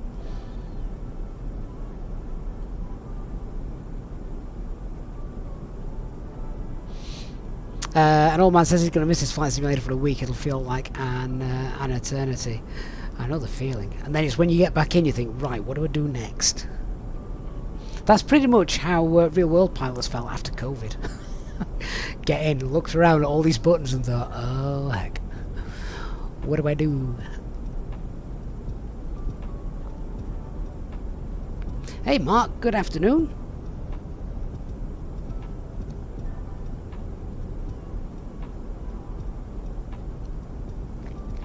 Metalli, if you're on that Discord, mate, feel free to post the pictures. Always good to compare. Oh, Carl, you're in Singapore flying out of Manchester. Fantastic. Danny says the A350 is his absolute favourite. Been watching some of the cockpit videos of the A350. What a beast. I know. It's the technology involved is incredible, isn't it? GTV, thank you so much for subscribing. I appreciate that. Mark says a bit late to the party. You've not missed anything, Mark. It's been perfectly routine, which is exactly what we want.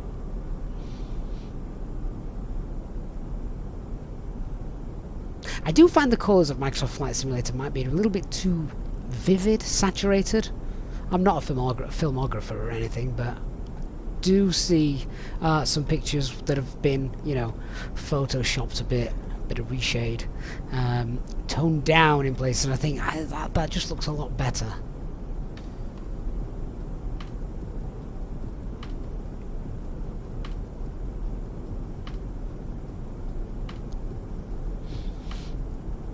Hey, Johnsman. Good afternoon, sir. Hope you are well. How you doing? Thanks for coming on board.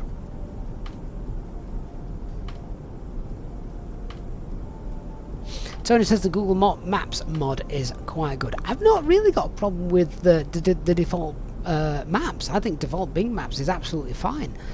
I've never tried the Google mods. I've seen pictures of it, but I've never tried it. Always been too scared of breaking something.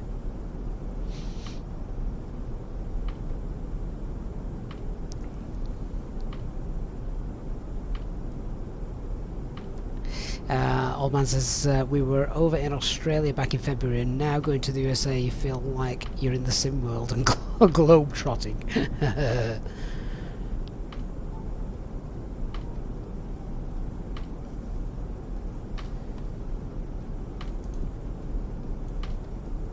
Surprised to see not too much no green stuff around this river which meanders in the most ridiculous way. Romans didn't build that river. That's not man-made.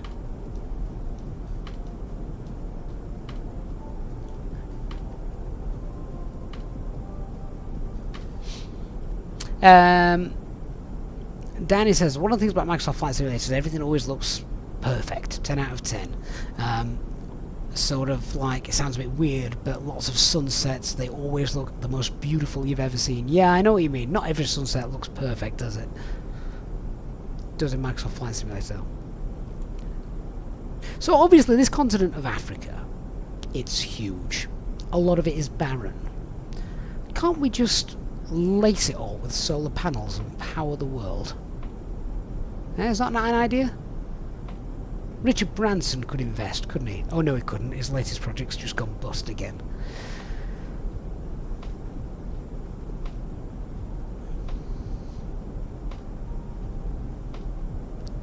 Oh, Mark. Trying to get you out of Greg's. That's ridiculous.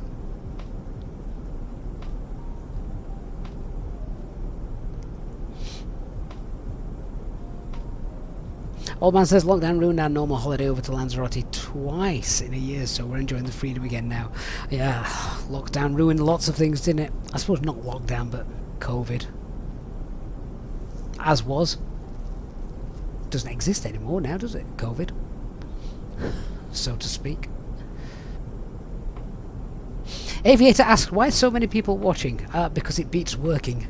Or it's a nice distraction, perhaps, for those who are meant to be working at home. I'm sure there's a few of you.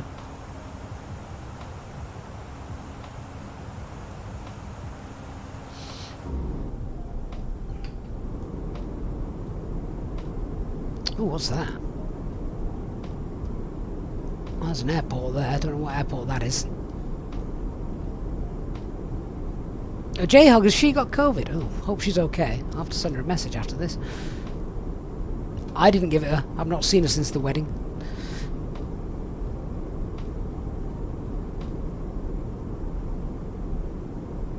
Carmen Bell on Twitch, what's COVID? Yeah. It's a cold now.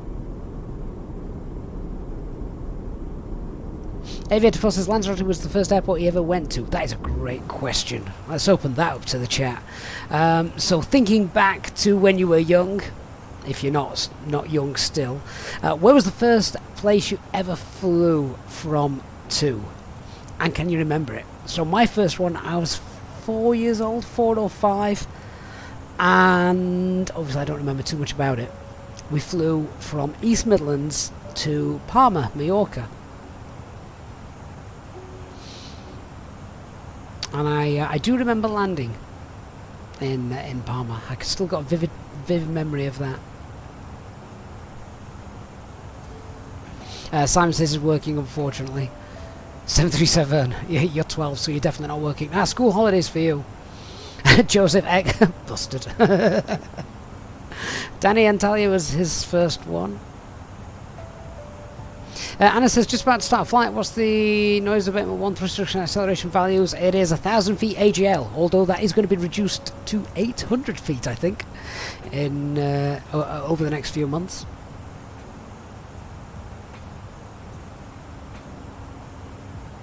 William says, at least we don't have this going on.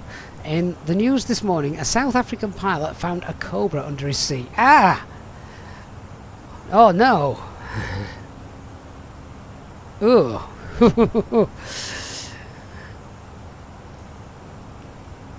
I'll stick to Europe. Pineweb over on Twitch. Madrid was his first flight. Bucharest to Madrid. That's a decent length flight as well for your first one. Natalia, Stuttgart to Ankara.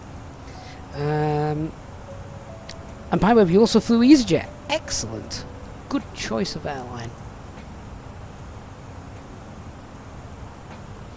You see, EasyJet wasn't around when I was 4 years old. I couldn't even tell you what airline it was now. CD55 says, Liverpool to the Isle of Man when you were 11. You could have just swam that, couldn't you? No point getting a flight. Aorta Gatwick to Dubai to Auckland when you were 3 months old. You're not going to remember that though, are you? Aviator 4, you were then 6 when you flew Bristol with the flew from Bristol to EasyJet. Paul says Jersey, don't know where from though. Adam Gunses was, he says he's still young, yeah. First flight was Larnaca to Arlanda. That is a long flight. William House HD, he's fine, he's absolutely fine guys, he is still around, but he's kind of doing this stuff in real life, so that's where he's at. It's getting up to the busy season, isn't it? School holidays at the minute. Carbon Bell, thanks for the follow, mate. Appreciate that. Barry, your first flight was to... your first flight was to Brussels. Now we know why we love Brussels so much, Barry. And Old Man says you flew Bryce Norton to Bryce Norton on a Hercules in '87, back when you joined the army. Fair enough. Andy M was 8, flew Gatwick to Corfu. Mark, T-side to Spain somewhere. I think it was... Orion Air? Don't know who they are.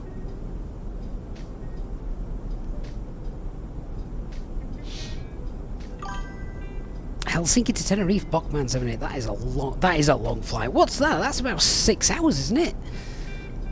Across the Atlantic in that time. Hey, I am Top. What do I think about the fly-by-wire A320X? I think it's brilliant. Absolutely brilliant freeware aircraft.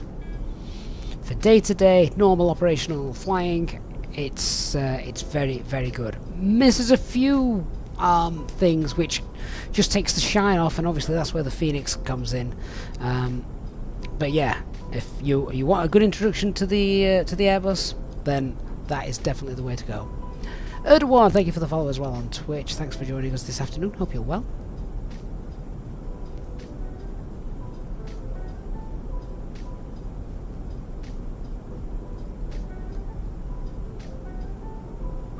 Wally Huzak says his first flight was Pittsburgh to Cleveland in a Cessna 172. Oh, I bet it had all the mod cons.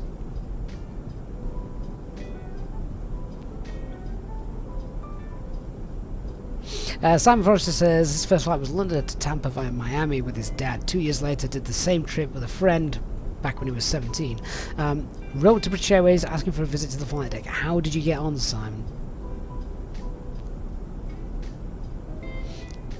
Of course, sadly it's all gone wrong for us now, hasn't it? You can't visit the flight deck during flight, which is obviously the most entertaining part of the flight. It's alright seeing it there when you're sat down on the ground, but nah, you want to be in the you want to see it in the air in all its glory. Push a button. Oh my word. Oh, for a moment there I thought we got some ATC. Dark, mate. Just confirm. What's your call sign? You're not Chanex 19 Tango, are you? If you are, sod off. So, I'm going to show this on stream. Look, he's just messaged me. I'm a low-cost carrier. We don't like using gas.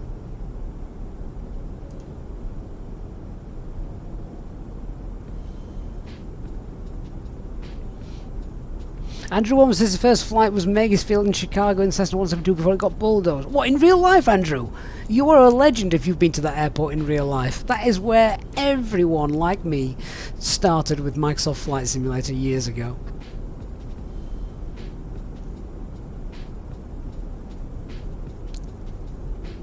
Died several times at that airport. Chris Patton says he would move over to the Phoenix but really don't want to take the FPS hit.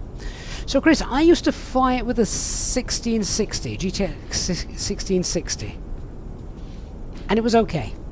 Yeah, it was workable, and I used to stream with it as well. So you know, it was fine. I guess it depends what you're running, really.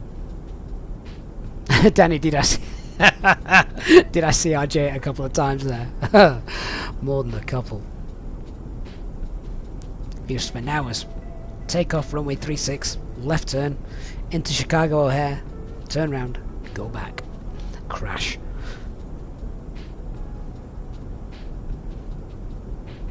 CD55 says back in 1995 he was allowed onto the flight deck with his 2 kids from Manchester to Lanzarote. The good old days. Yep, the good old days. Reyes, how do you download airports? So, well, there's several ways. You can get them through the Microsoft Flight Simulator Marketplace. That's where most payware ones are. You can get freeware ones and download them from the website flightsim.to. In fact, there's a link to the Lanzarote scenery that we're going to be flying to and arriving in about an hour's time in the video description if you want to check that out. Oh, Chris, if you've got a 3070, you'll be fine with the Phoenix. No problem at all.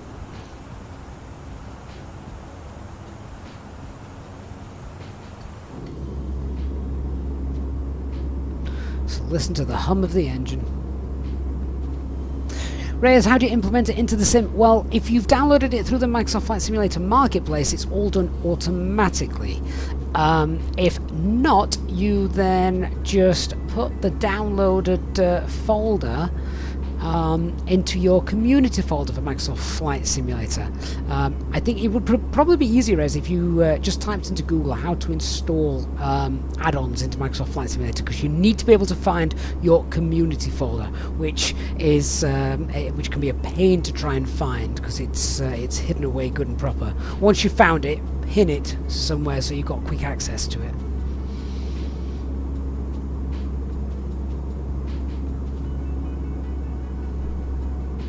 Old man, you're also flying the Phoenix with a GTX 1660. Yeah, absolutely. Flew fine for me.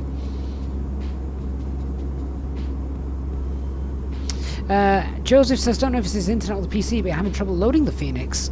Do you have to have the application? You have to have the Phoenix. You have to have the Phoenix app running in the background. Yes, you must have that running in the background.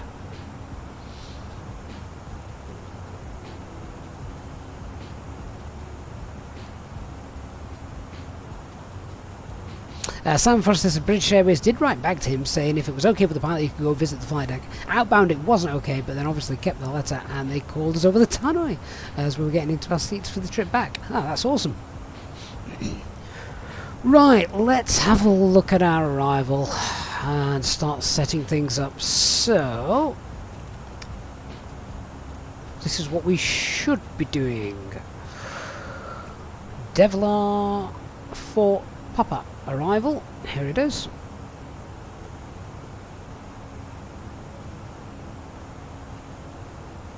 So there's no need to really do the full procedure if there's no traffic around. So Gargo is the place to get to. Gargo is just there. Let's have a look what's in the box then. So let's find Devla, Rokaz, Astam, Adelu, 401, 402, Bapal and Garko. Let's have a look. Devla, Roku, Astam, Aludu, 401, 402, Bapal and Gargo. Right, good. Coding is all correct, as are the speed restrictions shown there. They match the chart, and the altitude constraints as well. Lopso and Golfy. Oh, we were talking about golf earlier. There's Lopso, there's Golfy. Okay. So what we can do if we need to then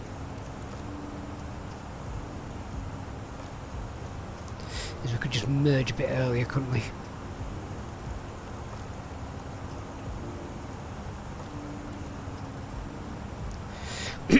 So we could go perhaps sort of Eludu straight direct to Gargo, and then we're in.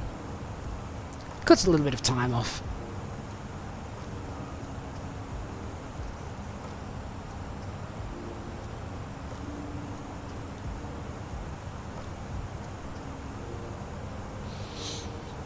Danny says, sometimes gets jealous hearing aviation stories before things got strict. You get why, obviously, of course, since 9/11, but still, one times if it's not. It's just so you can go in there to say you've pushed a button.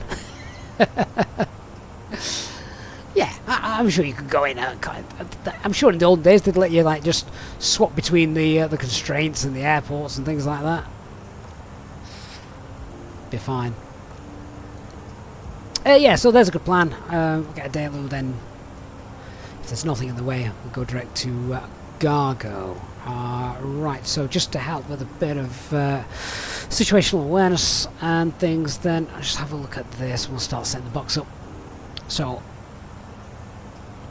if we want to be 2,300 feet at Golfy, that's quite a low platform altitude, isn't it? How many miles away is that? That's 10 miles away. Fair enough. Transition altitude 6,000 feet. MSA 3.5. We know we've got good weather, so runway visual range is well above 1,600 meters, and the minimums are 4, 5, 9. That's fine. Good. Airfield elevation, runway 1 is 19 feet, sorry. ILS frequency and identifier is India, Romeo, track 031. Missed approach. What is it? 5,000. That's an interesting missed approach. We'll brief that carefully.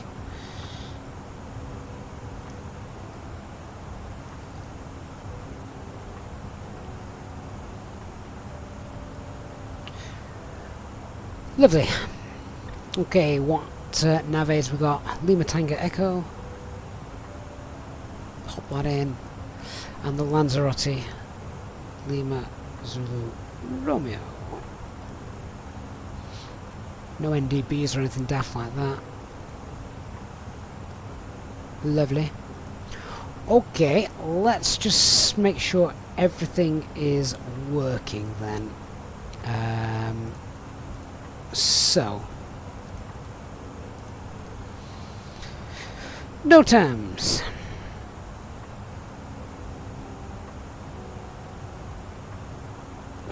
Where are you?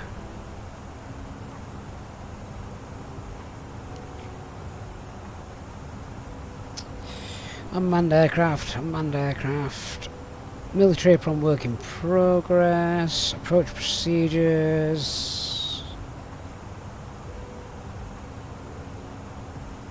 RMP, runway 3, maneuver not available due to taking off, service to degradation. Yeah, fine. Alright, no terms.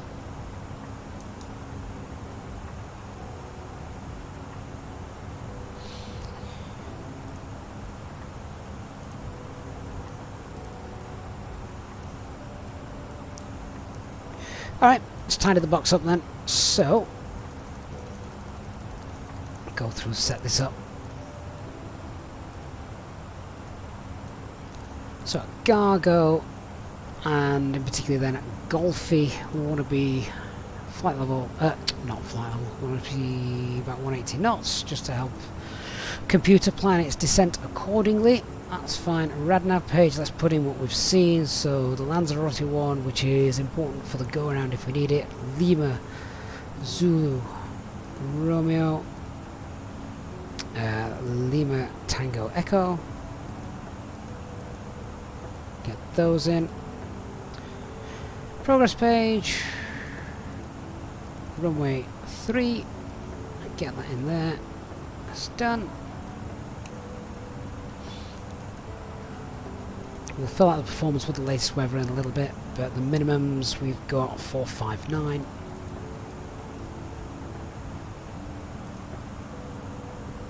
Transitions 6,000, that's fine. How long is the runway at Lanzarote? Oh, that's Malaga. 2-4, that's enough for a flaps 3 landing. Oh, wrong one, there we go. So we'll do a flaps 3 landing, save some engine wear and tear and more environmentally friendly. Yeah, I'll fill the rest of that out once I've got the latest weather in a little bit before we start our descent. So that's done. Fuel prediction, we're gonna have 57, 8, 9, 10, 60. So we're gonna be landing weight is about 60.7. So for the landing calculation, let's work on 61 ton. Yeah, William, we don't want to upset Greta.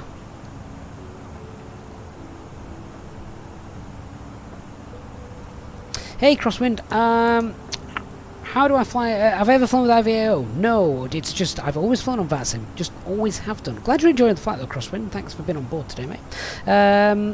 And fly by height. How did I get SimBrief to show up like that? So it's the tablet. It's the Fenix tablet, which I've got on my physical tablet, sat here that I'm holding, and you can just cast the screen.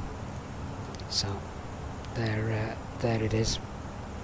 And Sebastian is rating us as well with the Party 7 Raiders. Thank you, Sebastian. Big shout out to all of you guys coming in. Welcome, welcome. We're just setting things up for the box. We're about to do the brief, ready for our landing into Lanzarote. So looking forward to this. So Sebastian, again, thank you so much, mate. Hope you are all well. Right, what we're doing? Landing 03. It is of course dry. METAR. Let's apply that METAR. Oh, Sebastian, you just finished controlling. Excellent. Where were you controlling? And the landing weight. Base that on 61 ton. That's flaps full. We're going flaps 3.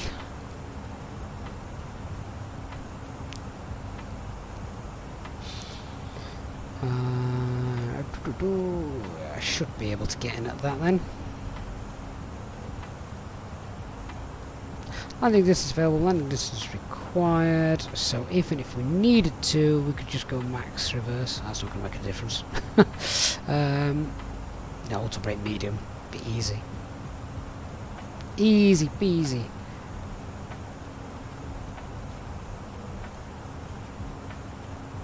Alright, I'm happy to use auto brake low, and if I start to see the end of the runway, we'll just go manual max brakes. But no, that's fine. We'll get in on that. Lovely, so that's done. Who's that aircraft down there? That's not you, is it, Dark? You're not overtaking us.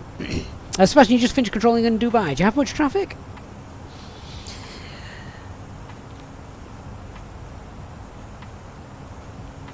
Oh, fair enough, if you're going to sleep. I imagine you are quite tired after controlling. Hey, Saber Damini. Hi, mate. You've undertaken me. Yeah, you've done it on the wrong side of the... You're on the wrong side of the road. You can't undertake on the left. William, you're hoping to control, start controller training soon for VATSIM. Oh, that'd be awesome. When and where? Where do you want to do that?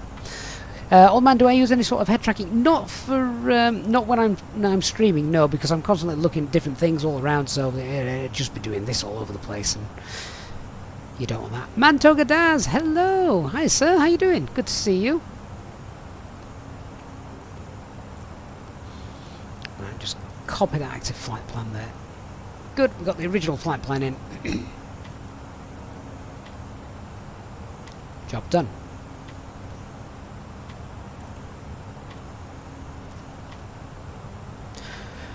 All right, should we do the brief then? So, the weather. In fact, we've got our weather on the tablet, haven't we? We'll get this in. Is just refresh that. What time's that? That's at 1500. So it's about. Ooh, I'll tell you what. We'll get the latest weather perhaps in about. That should update in the next 2 or 3 minutes. Let's give it 2 or 3 minutes, then I'll run through the brief.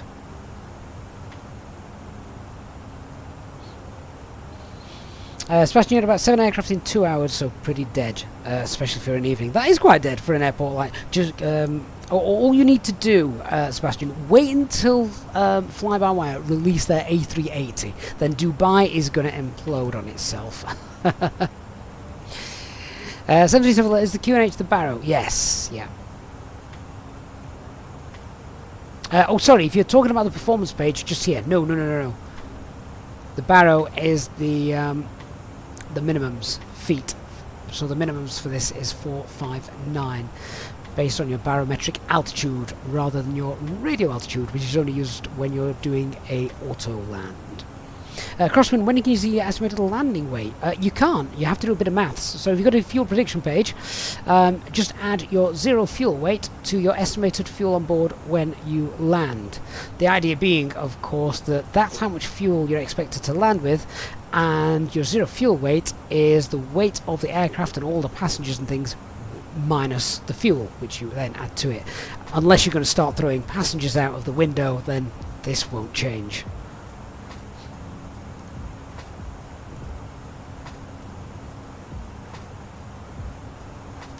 Just have a look at the ground charts. I'm unfamiliar with Lanzarote, so I just have to see what we do when we get there. To be fair, that auto brake low will take us right to the end of the runway, which is fine on Echo 1.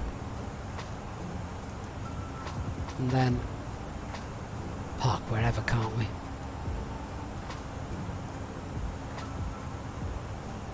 Klaus Albert, hi mate. When Barrow, when radio? So Barrow when you're doing a manual landing, radio when you're doing an auto land. There's quite an in-depth video and tutorial I did regarding when to auto land and what minimums to use, etc. If you want to search for that on the channel. If you just did a Google search or something like Easyjet Sim Pilot and minimums, it'd probably come up.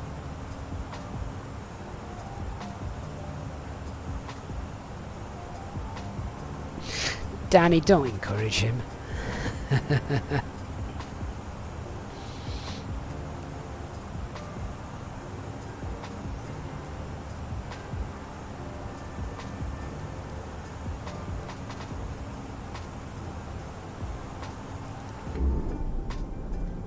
That's it now. I think we've left Africa, haven't we? There it is.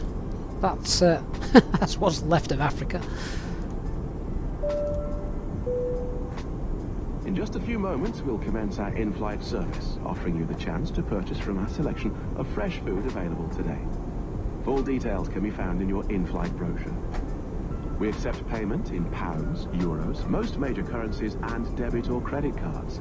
The correct change would be greatly appreciated, and if we could be of any further assistance, then just ask us as we join you in the cabin shortly. 737 Lover, the transition altitude 6,000 feet for Lanzarote. Ace Airstream says he sat in a queue caused by a lorry tyre blowout.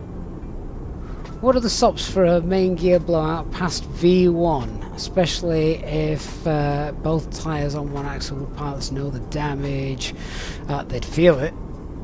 It'd go bang. If you pass V1 though, you're still going. You're still going. You might not retract the landing gear though, because suddenly it will get very hot. So you check the brake temperatures, because you don't want to bring the landing gear up with brake temperatures in excess of 300 degrees C, because, well, there's hydraulic lines that run through there, and set them on fire is not a good idea.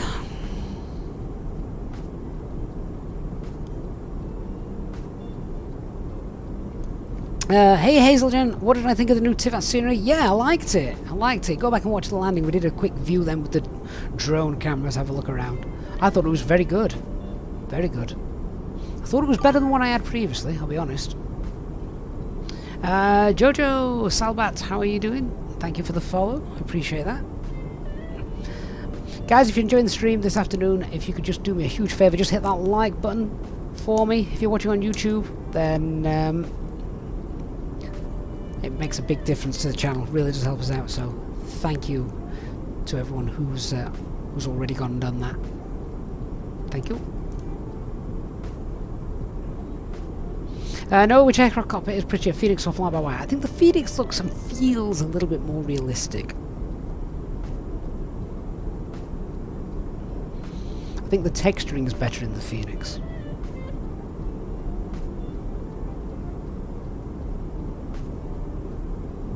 Oh, Hazelton, you've not done Tivat yet in the sim. Oh, do it. It's awesome. It's absolutely awesome.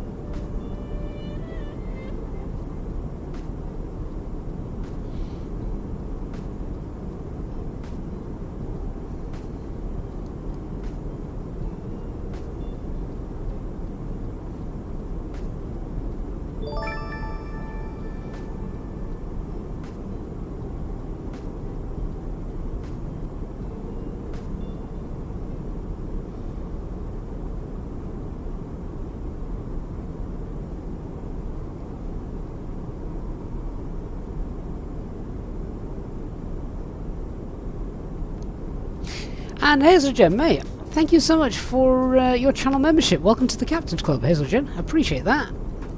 Thank you for supporting the channel. Very, very generous of you. And you'll have to let us know how you get on at Tivat.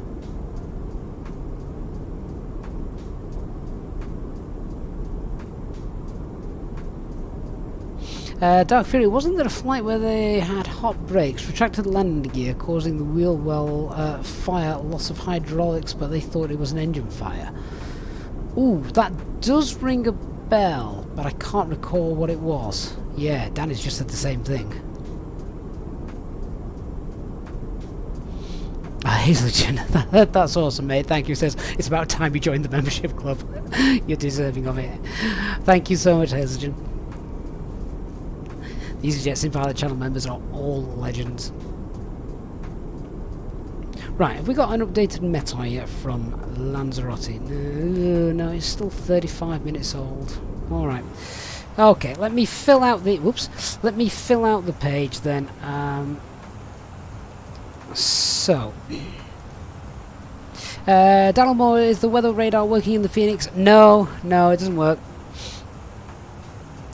Needs a Zobo to get some more information or coding, or whatever it is that they need to do, so that they the Phoenix team can access it. Right, QNH 1013. Temperature 23 degrees. Oh, that sounds awesome. That is just perfect for me. That, love that. Wind 350 at 16.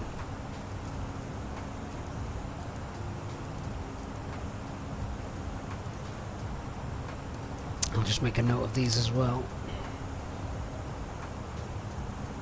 So that's a nice little crosswind to look forward to.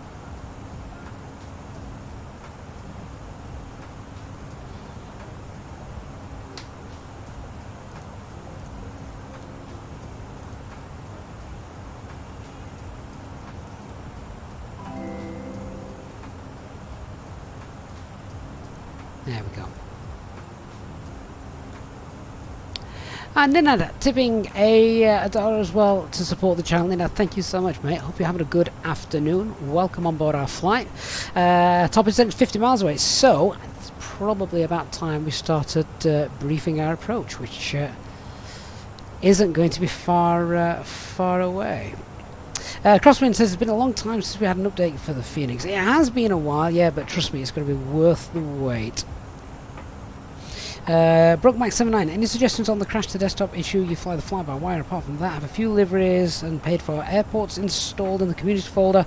Crash to desktop normally happens around 2 hours into the flight. Try, I know you're not going to like this, but just try lowering some of the settings for the sim and see if you get further. Sometimes I think Microsoft Flight Simulator just tops out. Oh, right. Okay. Let's have a look and see about this arrival brief. Hesligen says, thanks to you figured out how to land the Phoenix properly. Well, we had an interesting landing in Tivat yesterday with Microsoft's weather just going completely nuts and giving us a 35 knot tailwind or something stupid. Fat Adrian, I will absolutely visit you again. Thank you, mate, for your $1 tip as well and donation. It was great fun coming into Tivat yesterday. Love that approach. We'll definitely be doing Tivat again very, very soon. And all of the Croatian coastline is just gorgeous, so definitely worth a visit. And thank you for sorting out the air traffic control that we had there yesterday as well. That was awesome. Alright, let's do the arrival brief. Starting with the weather as always, so I just bring this on screen, then you can see it. So what we got? We've got, well, we might feel this wind today, so 350 at 16 knots. So that's a nice little crosswind coming from the left as we come in. We've got good visibility though, 10 kilometers or more. We've got a few clouds, 3,000 feet, 23 degrees, QNH is 1023. Aircraft is still fully serviceable without the weather radar, of course. We haven't broken anything. No NOTAMs, we've been through those. Nothing's going to affect our arrival today. Threats to be aware of. Unfamiliar with Lanzarote Airport and the vicinity of it, so there's a little threat. Let's just bring it up on the screen. And come on, why aren't you loading my? Why aren't you loading the chart that I want? Ah, there we go, thank you. In fact, that's not the chart I wanted. Go back. There it is, that's the one I wanted. Yeah, so we've just got terrain on the old volcanoes to the west and the north of the airport. So obviously, situational awareness, if something goes very, very wrong, fly east. Let's keep away from all of this stuff. Traffic, Shutdown 19 Tango, we're 63 nautical miles from Delta, flight level 330, descending now to 5,000 on the Devil 4 Papa, and have arrival for ILS 03. Okay, so he's on his way down. Yeah, so the biggest threat there, you know, we've obviously got the train there, we're aware of it, we can stay away from it, of course. Bit of unfamiliarity with the airport, so let's pay particular attention to where we're going when we're on the ground. The other thing is just the winds. You know, it's always windy off the mountains here, so we can just be aware of that. Any gusts coming in from the left. Other than that, we should be in good shape for the arrival today. So let's go through the route, the box, and the plan. Starting with the arrival, so we are going to be doing the ILS approach runway 03, and just confirm, is it the Zulu? Yeah, so we're doing the ILS Zulu approach runway 03. It's a normal 3-degree ILS glide slope. We've got where's the information gone?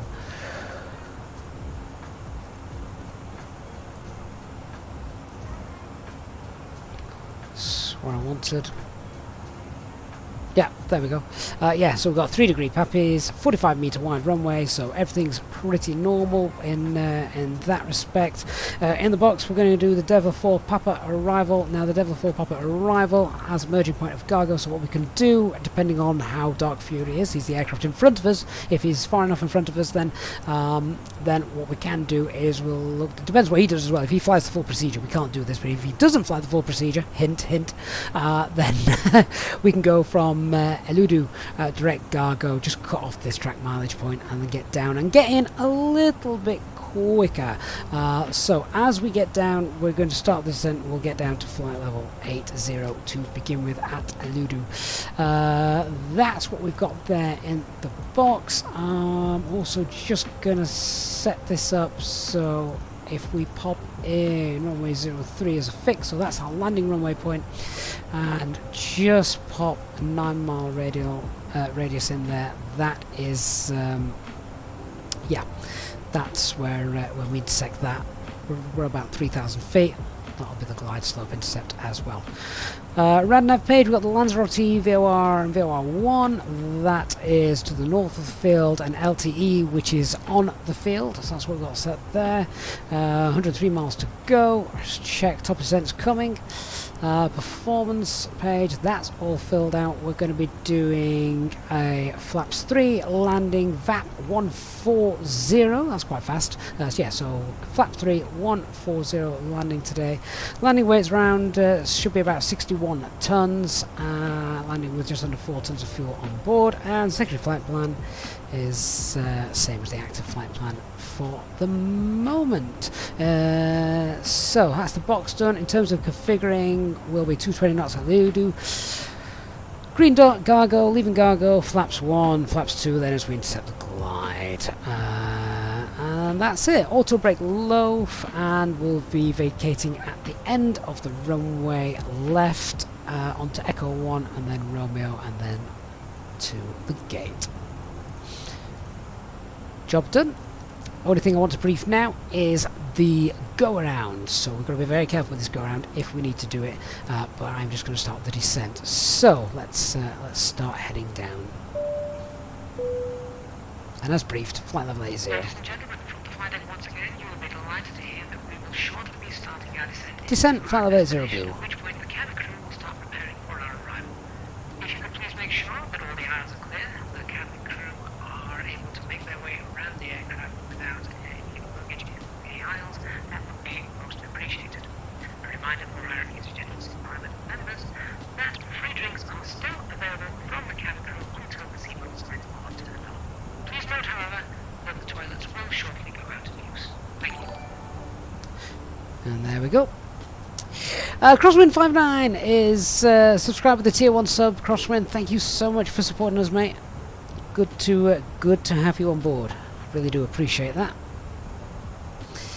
Hey Anton, so the add-on is self-loading cargo that gives you the PAs. Hazelgen, I don't think I have flown into Scops, or however you pronounce that, but want to consider in the future. Right, we're on our way down. Dark is about 7.5 miles in front of us. And Dark, I know you're watching the stream, so rather than taking up chat on VATSIM, I'm going to descend at speed 270 on conversion. So 270 knots for our descent, Dark. Get your fast, speedy 737 out of the way. Right, let's have a look at the go-around. So I just want to get this clear in our minds in case we have to do it. So, again, this is the great thing about the Fenix aircraft, where the go-around track is all programmed in, just like the real aircraft. So, let's just have a look at this. So, the missed approach, if we need to go missed, it's an immediate right turn, max 185. So, as we're going to be flaps 3, we'll be doing that flaps 2. And then we fly the procedure, which takes us out a 13-mile DME arc around back to the Lanzarote VOR.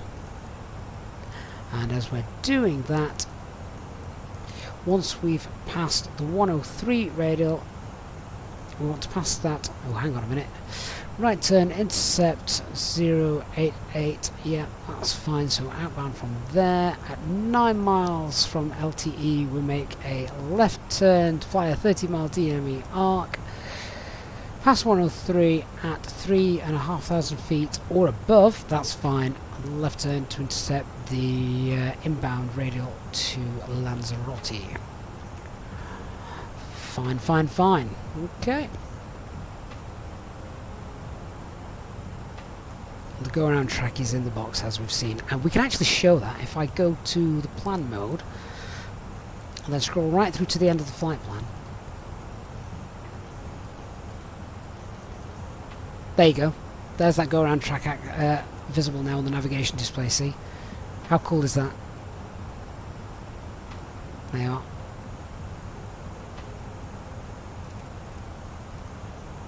Don't you just love Airbus?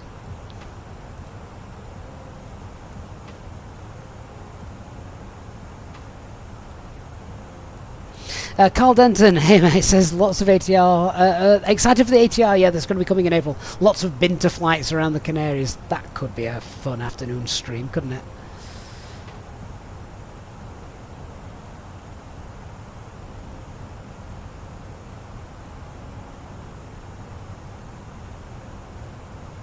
Dark Fury 270, ambitious Airbus, gave over. 270 is a normal descent speed. I'm catching you up though, so put the pedal to the metal.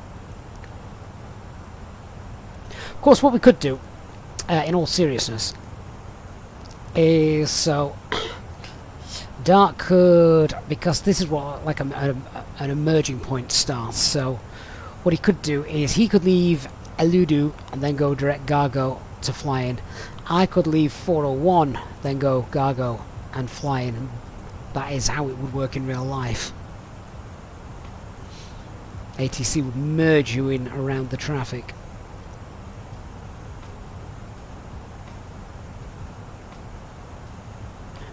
I really want someone to come along and make a nice Dubrovnik scenery for Microsoft Flight Simulator. I love Dubrovnik.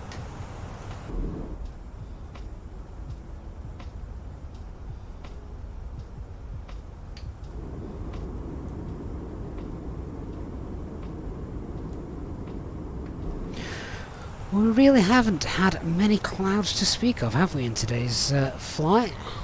Right, Lanzarote is in front of us now. Not often I get out to the Canaries, but always fun when we do.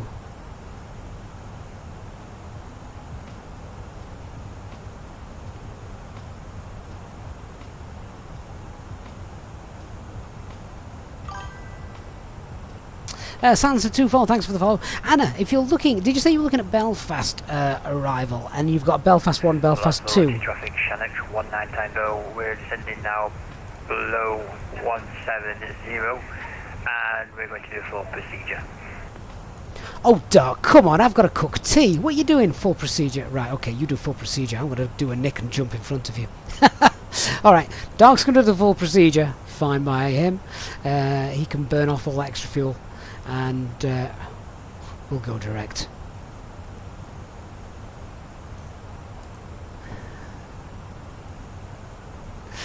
I forgot what I was saying now.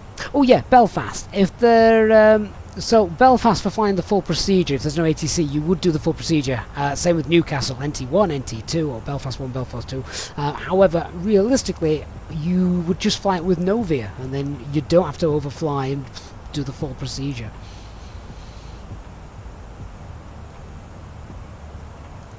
Right, so let me tidy up the flight plan so we know what we're doing.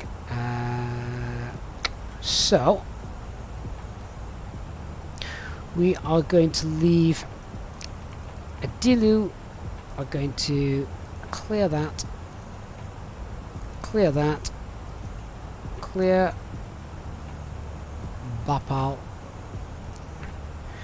go direct to Gargo. There we go, so Dark Fury is going to do full procedure. And we're just going to take the shortcut. This move was sponsored by Nick.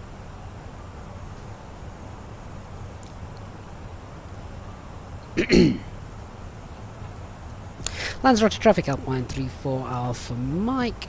Currently 1.5 miles from Rocaz on the Devlo 4 Papa arrival. We'll leave Elidu and go direct Gargo for the approach ILS runway 03 Zulu. Ferris, yes, I do use Skydolly. Taking lessons off of Nick, are we? Learn from the best. Roger that. Hugh, are we nearly there yet? You do sound like my child.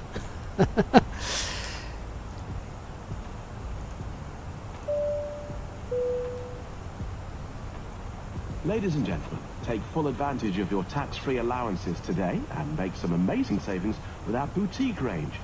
In your in-flight brochure, you'll find details of our award-winning selection of gifts, most with massive discounts, some of which are exclusive to you as an Easyjet customer. Make the most of your opportunity to shop and save from the comfort of your seat. If you'd like to see any products, have any questions, or would like to make great savings, then just ask us as we join you in the cabin shortly.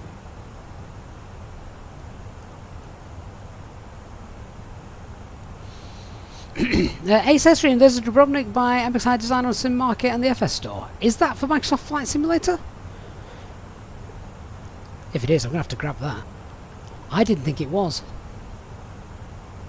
Orbex did a great one for FSX, but obviously that's not Microsoft Flight Simulator. Hugh, what's the green line going off from the main green line in the display? Sorry?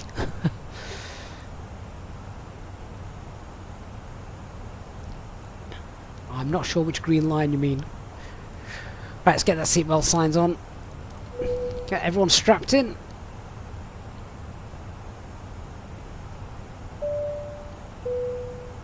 Ladies and gentlemen, the captain has turned on the fasten seatbelt sign. If you could please return to your seats and ensure that your seatbelt is securely fastened. If you are travelling with an infant, please ensure that they are secured safely using the infant seatbelt provided. The toilets will now go out of use until the fasten seatbelt sign is turned on. Please contact a member of the cabin crew if you require assistance. Thank you. Hugh, it's just part of the right. It's this bit here. It's just that bit. We go to Astam and then a little left to Eludu, and then we're cutting the corner.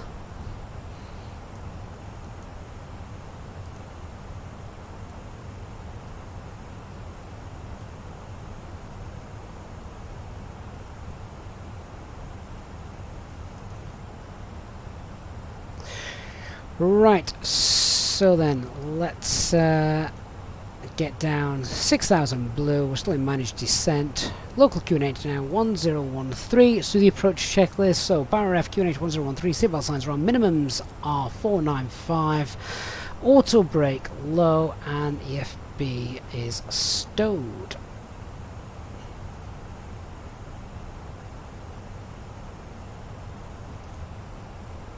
Oh, Ace, I might have to look at that then. See what it's like.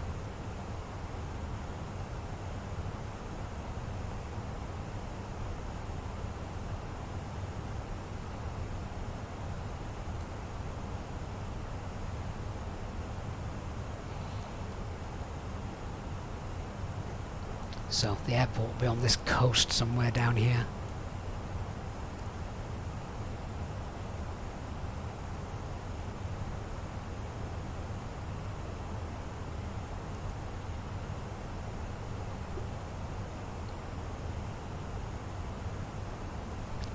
Swiftly, are the cabin announcements freely available? Yes, they are. The sound pack I've put together is one that I put together specifically for Easyjet on the channel.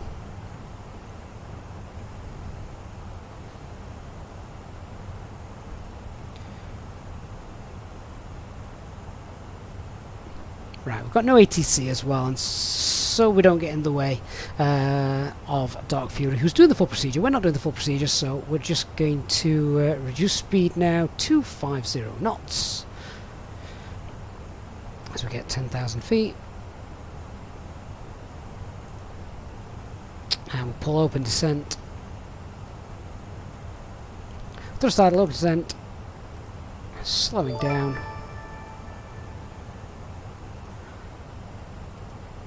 Activate the approach phase.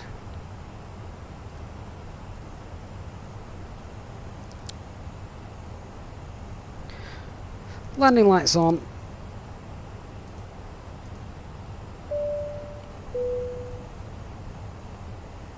Ladies and gentlemen, from the flight deck, you may have noticed that we have just begun our final descent into our destination.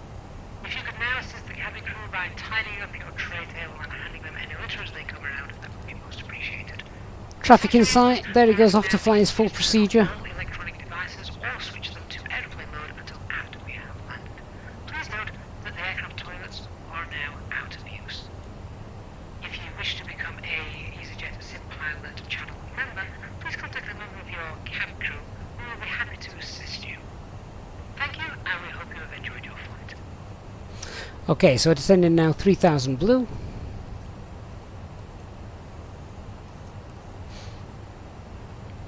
And I happy to use VS there. So we want to be 3000 feet as we cross this radius circle that I've just created, and then we'll get the glide slope nice there. I put 3000 here. We can perhaps just slow that descent down a little bit. That'll work fine. So 3000 feet there, get the glide slope there, and we also need to start slowing down as well. So we're only descending at 1100 in the VS now. That'll be enough to get us slowed down to green dot. Can we see our airport just yet? Not quite.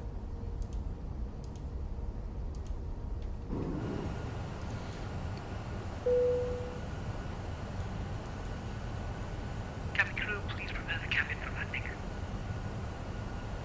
Modern version, you're right. We did have constraints on a little bit earlier. We're not flying full procedure, so actually, without the ATC as well, we've gone free speed, so we've ignored the speed constraints just because there's no one else around,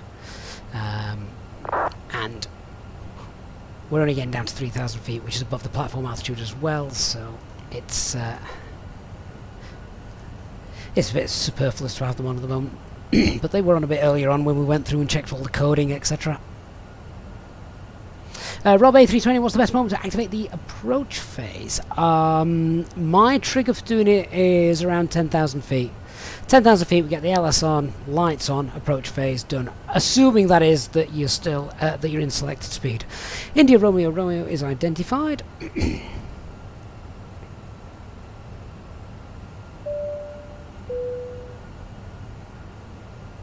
Ladies and gentlemen, we will shortly be landing. Please ensure your cabin bag is safely stowed with your laptop inside. Your tray table must be stowed, armrest down, and window blind open.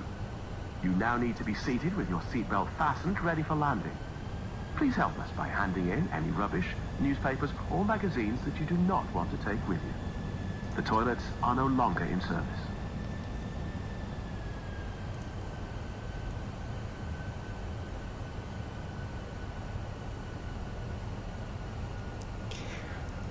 So we'll just activate manage speed in a moment, get down to green dot. We said I want to be green dot by Gargo. We're about 3 miles away from that now. So let's push for manage speed. Just pop it into open descent for a moment to help us slow down. So thrust idle, open descent. Still on 3000 blue. Platform is 2-3, so might as well wind it down to that. There we go. That's 2-3. Actually, do you know what? No, I'm not going to do that. I'm going to leave that at 3000.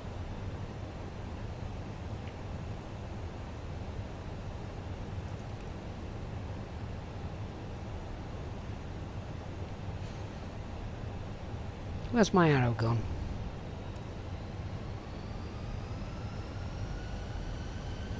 There we go.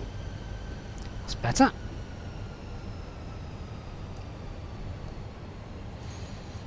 Lanzarote traffic, Alpine 34 Alpha Mike is 12 miles out on base for right traffic, runway 03.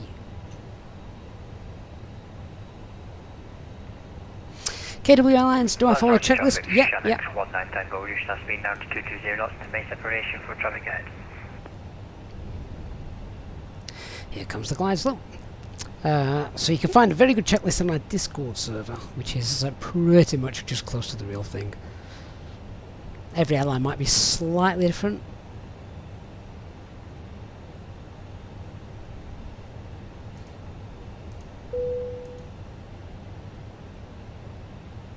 Cabin crew, please take your seats for landing.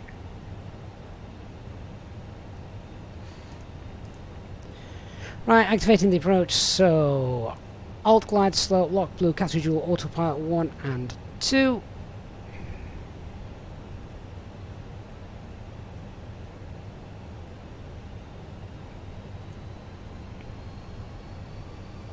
We can continue down to platform altitude, so we've got VS 800, 2300 blue. Flaps 1, speeds checked. Flaps 1. In fact, hang on 1 second, how far away are we here? 11 miles. Flaps 1. And reduce speed 180.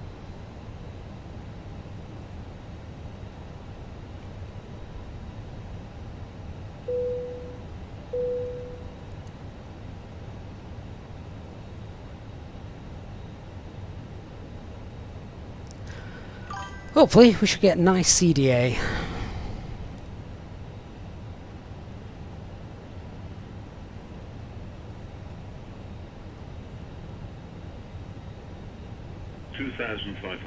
Radar altimeter alive.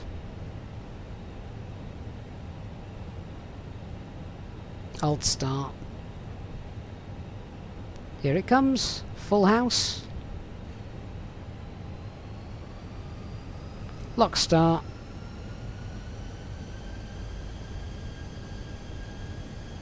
Runway's in sight.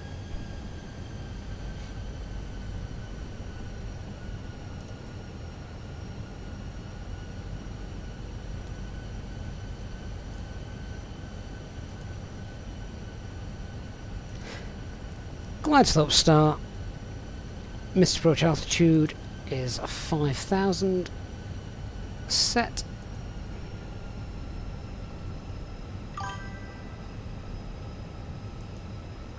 Luca, thank you for the follow. And SS George X, welcome as well. Lanzarote traffic, Alpine 34 Alpha Mike is established, runway 03, 7 miles, speed 180.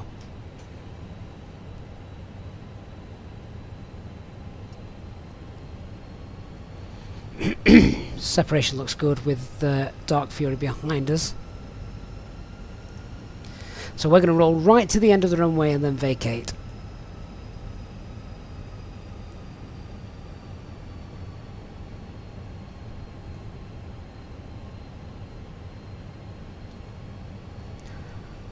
So the headwinds help slow us down, but now let's get the flaps sorted. Flaps 2, speeds checked. Flaps 2. 5 miles then, gear down, spoilers armed, lights on, and push for managed speed.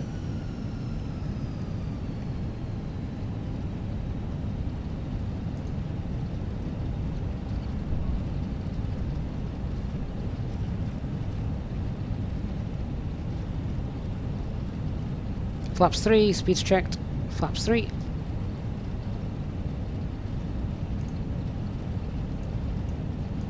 Landing checklist. Cabin secured. Go around altitude 5,000 set. EK memo landing no blue. He's at 10 miles. We're at 3 miles. 7 miles separation. Should be fine. 1,000 feet. A little decrab to the right needed. Looking forward to seeing this new Freeware scenery. Link to the scenery is in the video comment. Video description rather.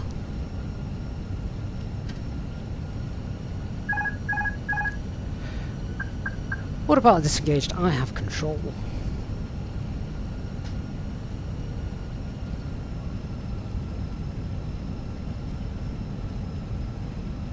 The replay is running as well, guys, so we'll check that out in a moment once we've touched down. 100 above. 500. 2 whites, 2 reds. 500 stable. Minimum. Continue. Just drifted off that centre line a little bit though. Let's get back on it.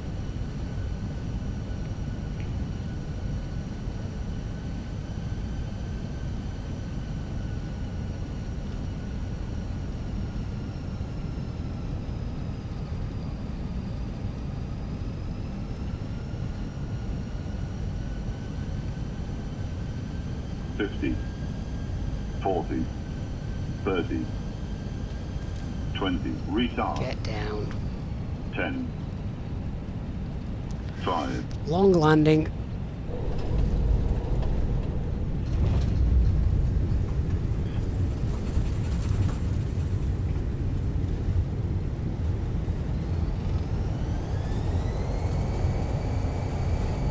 So we've got the spoilers deployed, reverse green, manual brakes, decel. Let's vacate. Yes, Pappies and ILS disagreeing ever so slightly there. Lanzarote Ladies and traffic, NX gentlemen, 19 the Tango, cabin 5 crew miles will short final. shortly be leaving their seats to perform safety-related duties. However, we ask that you remain seated until Lanzarote the traffic fasten runway seatbelt 03 sign vacated. has been switched off.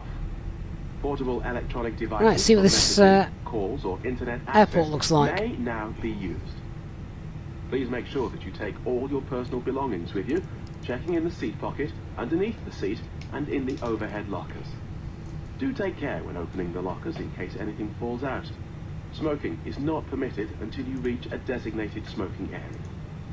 On behalf of the captain and the crew, it has been our pleasure looking after you today. Our ground crew will help you complete your Easyjet journey. For the latest news, promotions, flight and destination information, check out our official Facebook page, Twitter or Easyjet app.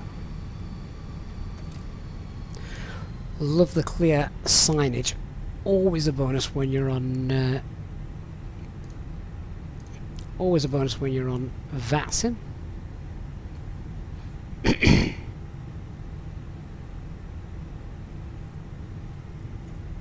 What about you? Must set flaps full, not below 1500. Not when you're doing a flaps 3 landing, you mustn't.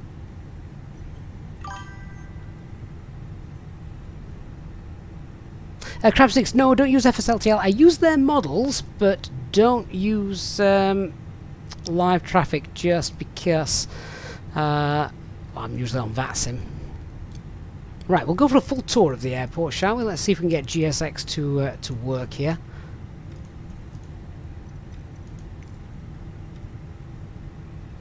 So what gates have we got available? Go on then.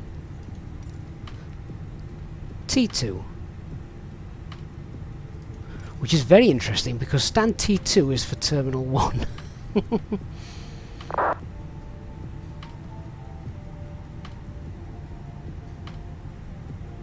I believe that is the Jet 2, Mr. Fury.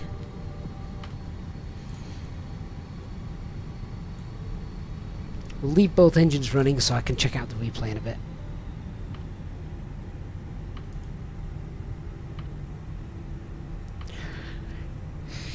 Yeah, so Pappies and Glide Slope not aligning. I'm probably a little bit guilty of trying to chase those. We should have just looked out the blooming window.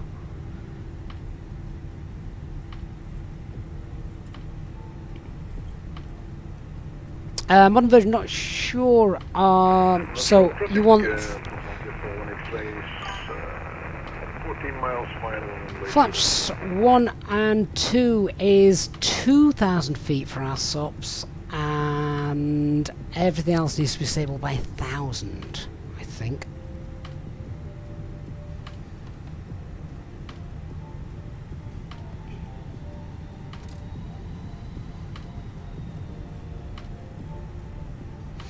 So we should have flaps 2 out before 2,000 feet. Right, here we go. Number 2. Tell you what, Freeware scenery looks pretty decent to me. Very good, actually.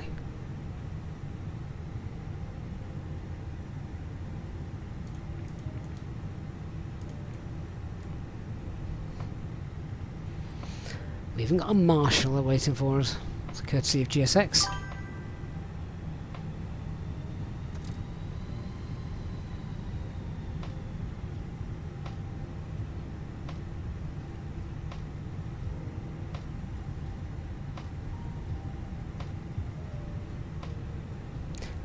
I never get complimented on my parking with GSX. It's always doesn't like it. I'm going to show the replay in a little bit, but if you are on your way out, then please do leave a like as you depart the aircraft. Thank you so much for watching. What is that?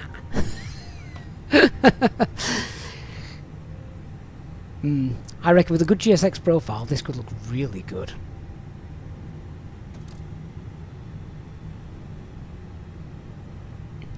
we go. Job done. Parking brake set. I'm going to leave everything on because it doesn't like doing the replay. I have to turn the engines off. Nice. Should we have a quick look with the drone camera, see what it looks like outside? So APU's up and running. Yeah, so this is it. So it came out only a couple of weeks ago, this this scenery, and I think first impressions looks really nice, doesn't it? Let's just have a quick look around. Runway textures look good. A little bit of a disagreement with the ILS and with the glide slope and the PAPI alignment, but that's my fault for not looking out the window, trying to chase PAPIs. Military apron. Very neat.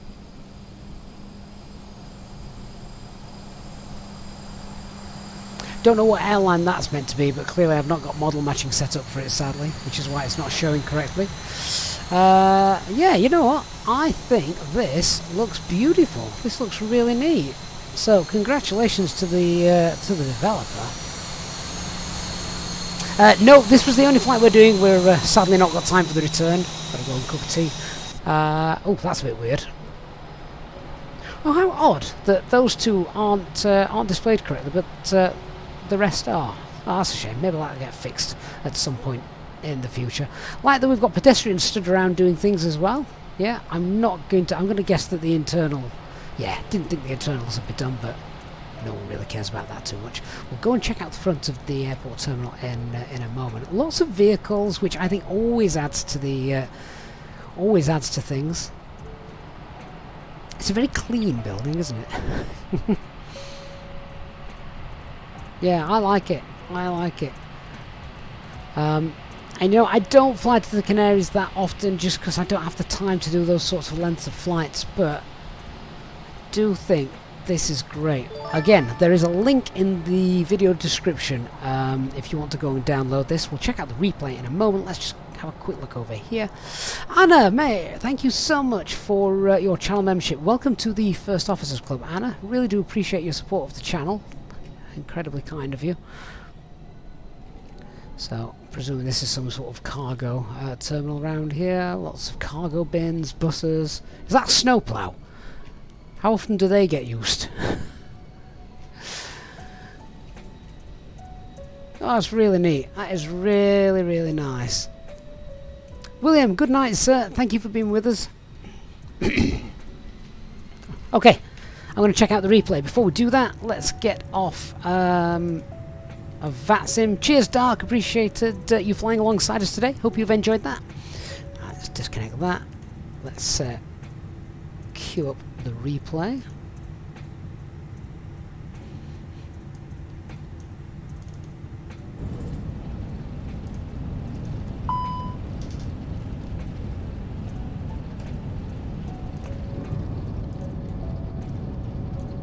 Lovely. Benjamin, what do I use for better sound experience? So, I imagine that sound probably comes from FS Realistic. It does add a little bit of something. Wally, mate, thanks for being here. Good to see you. Hope you've enjoyed it this afternoon.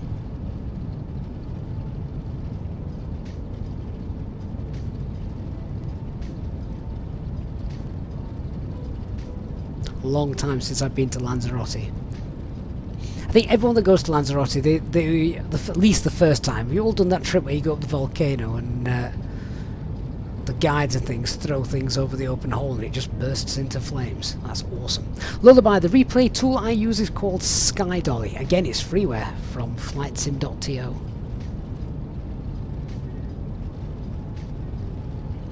Klaus, is there a tutorial to set up the go around route? No, it's all part of the Fenix. It's done. It's automatic.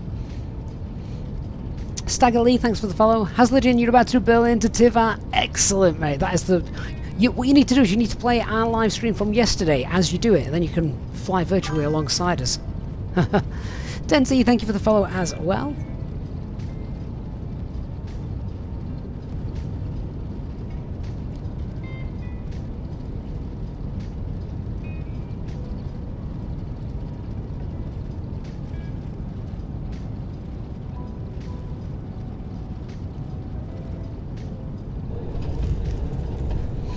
word, that was an appalling centerline landing. That's one of the worst landings we've done in a long time. Don't know what the touchdown rate was, but I'm not really bothered. Not happy with that.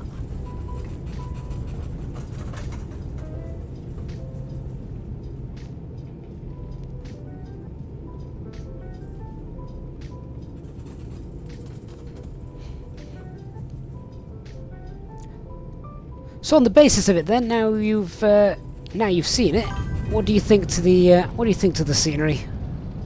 I mean, it's free, you can't really complain. But hopefully that has been worth the wait. I thought it looked really good. Definitely adds something to it. I know there are payware options of it available as well, but perhaps if you don't fly there too regularly, gets my thumbs up.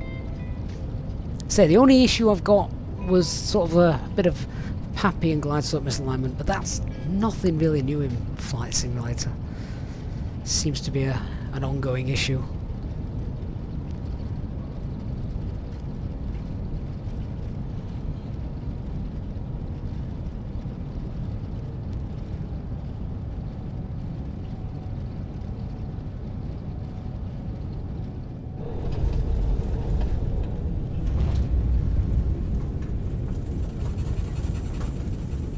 David English, lovely landing. Oh, the touchdown was lovely. Yeah, can't take anything away from that. But wasn't on the centre line. It was also a long landing as well. So yeah, it wasn't the best. If I'd got another half an hour to muck about, I'd have probably gone around, to be honest. Oh, great stuff. Well, that has been an awesome way to spend a Thursday afternoon. I hope you guys agreed. Thank you so much for being with us this afternoon. It's been yeah, nice flight, nice weather, pretty much everything you could ask for with regards to a nice flight. The only thing that would have been nice, of course, would have been if we'd have got a bit of air traffic control, but other than that, yeah, other than that, I think it's great. Right, I'm not sure what my streaming schedule is going to be like over the weekend, so if this is the last one for a few days, then thank you so much for being here. If you want to know when the next live stream will be, obviously make sure you're on our Discord server, and I can get I'll be always try and put stuff up on there when I know that I will be streaming. So keep an eye on that. Huge shout out to those of you who have donated and contributed during our flight this afternoon, and of course, as always, to our amazing Easyjet SimPilot channel members. Thank you so much. I look forward to chatting with you all on Discord in the members lounges, and until our next flight, thanks so much for watching. Hope you've enjoyed that. I'll see you all again very soon. Bye bye.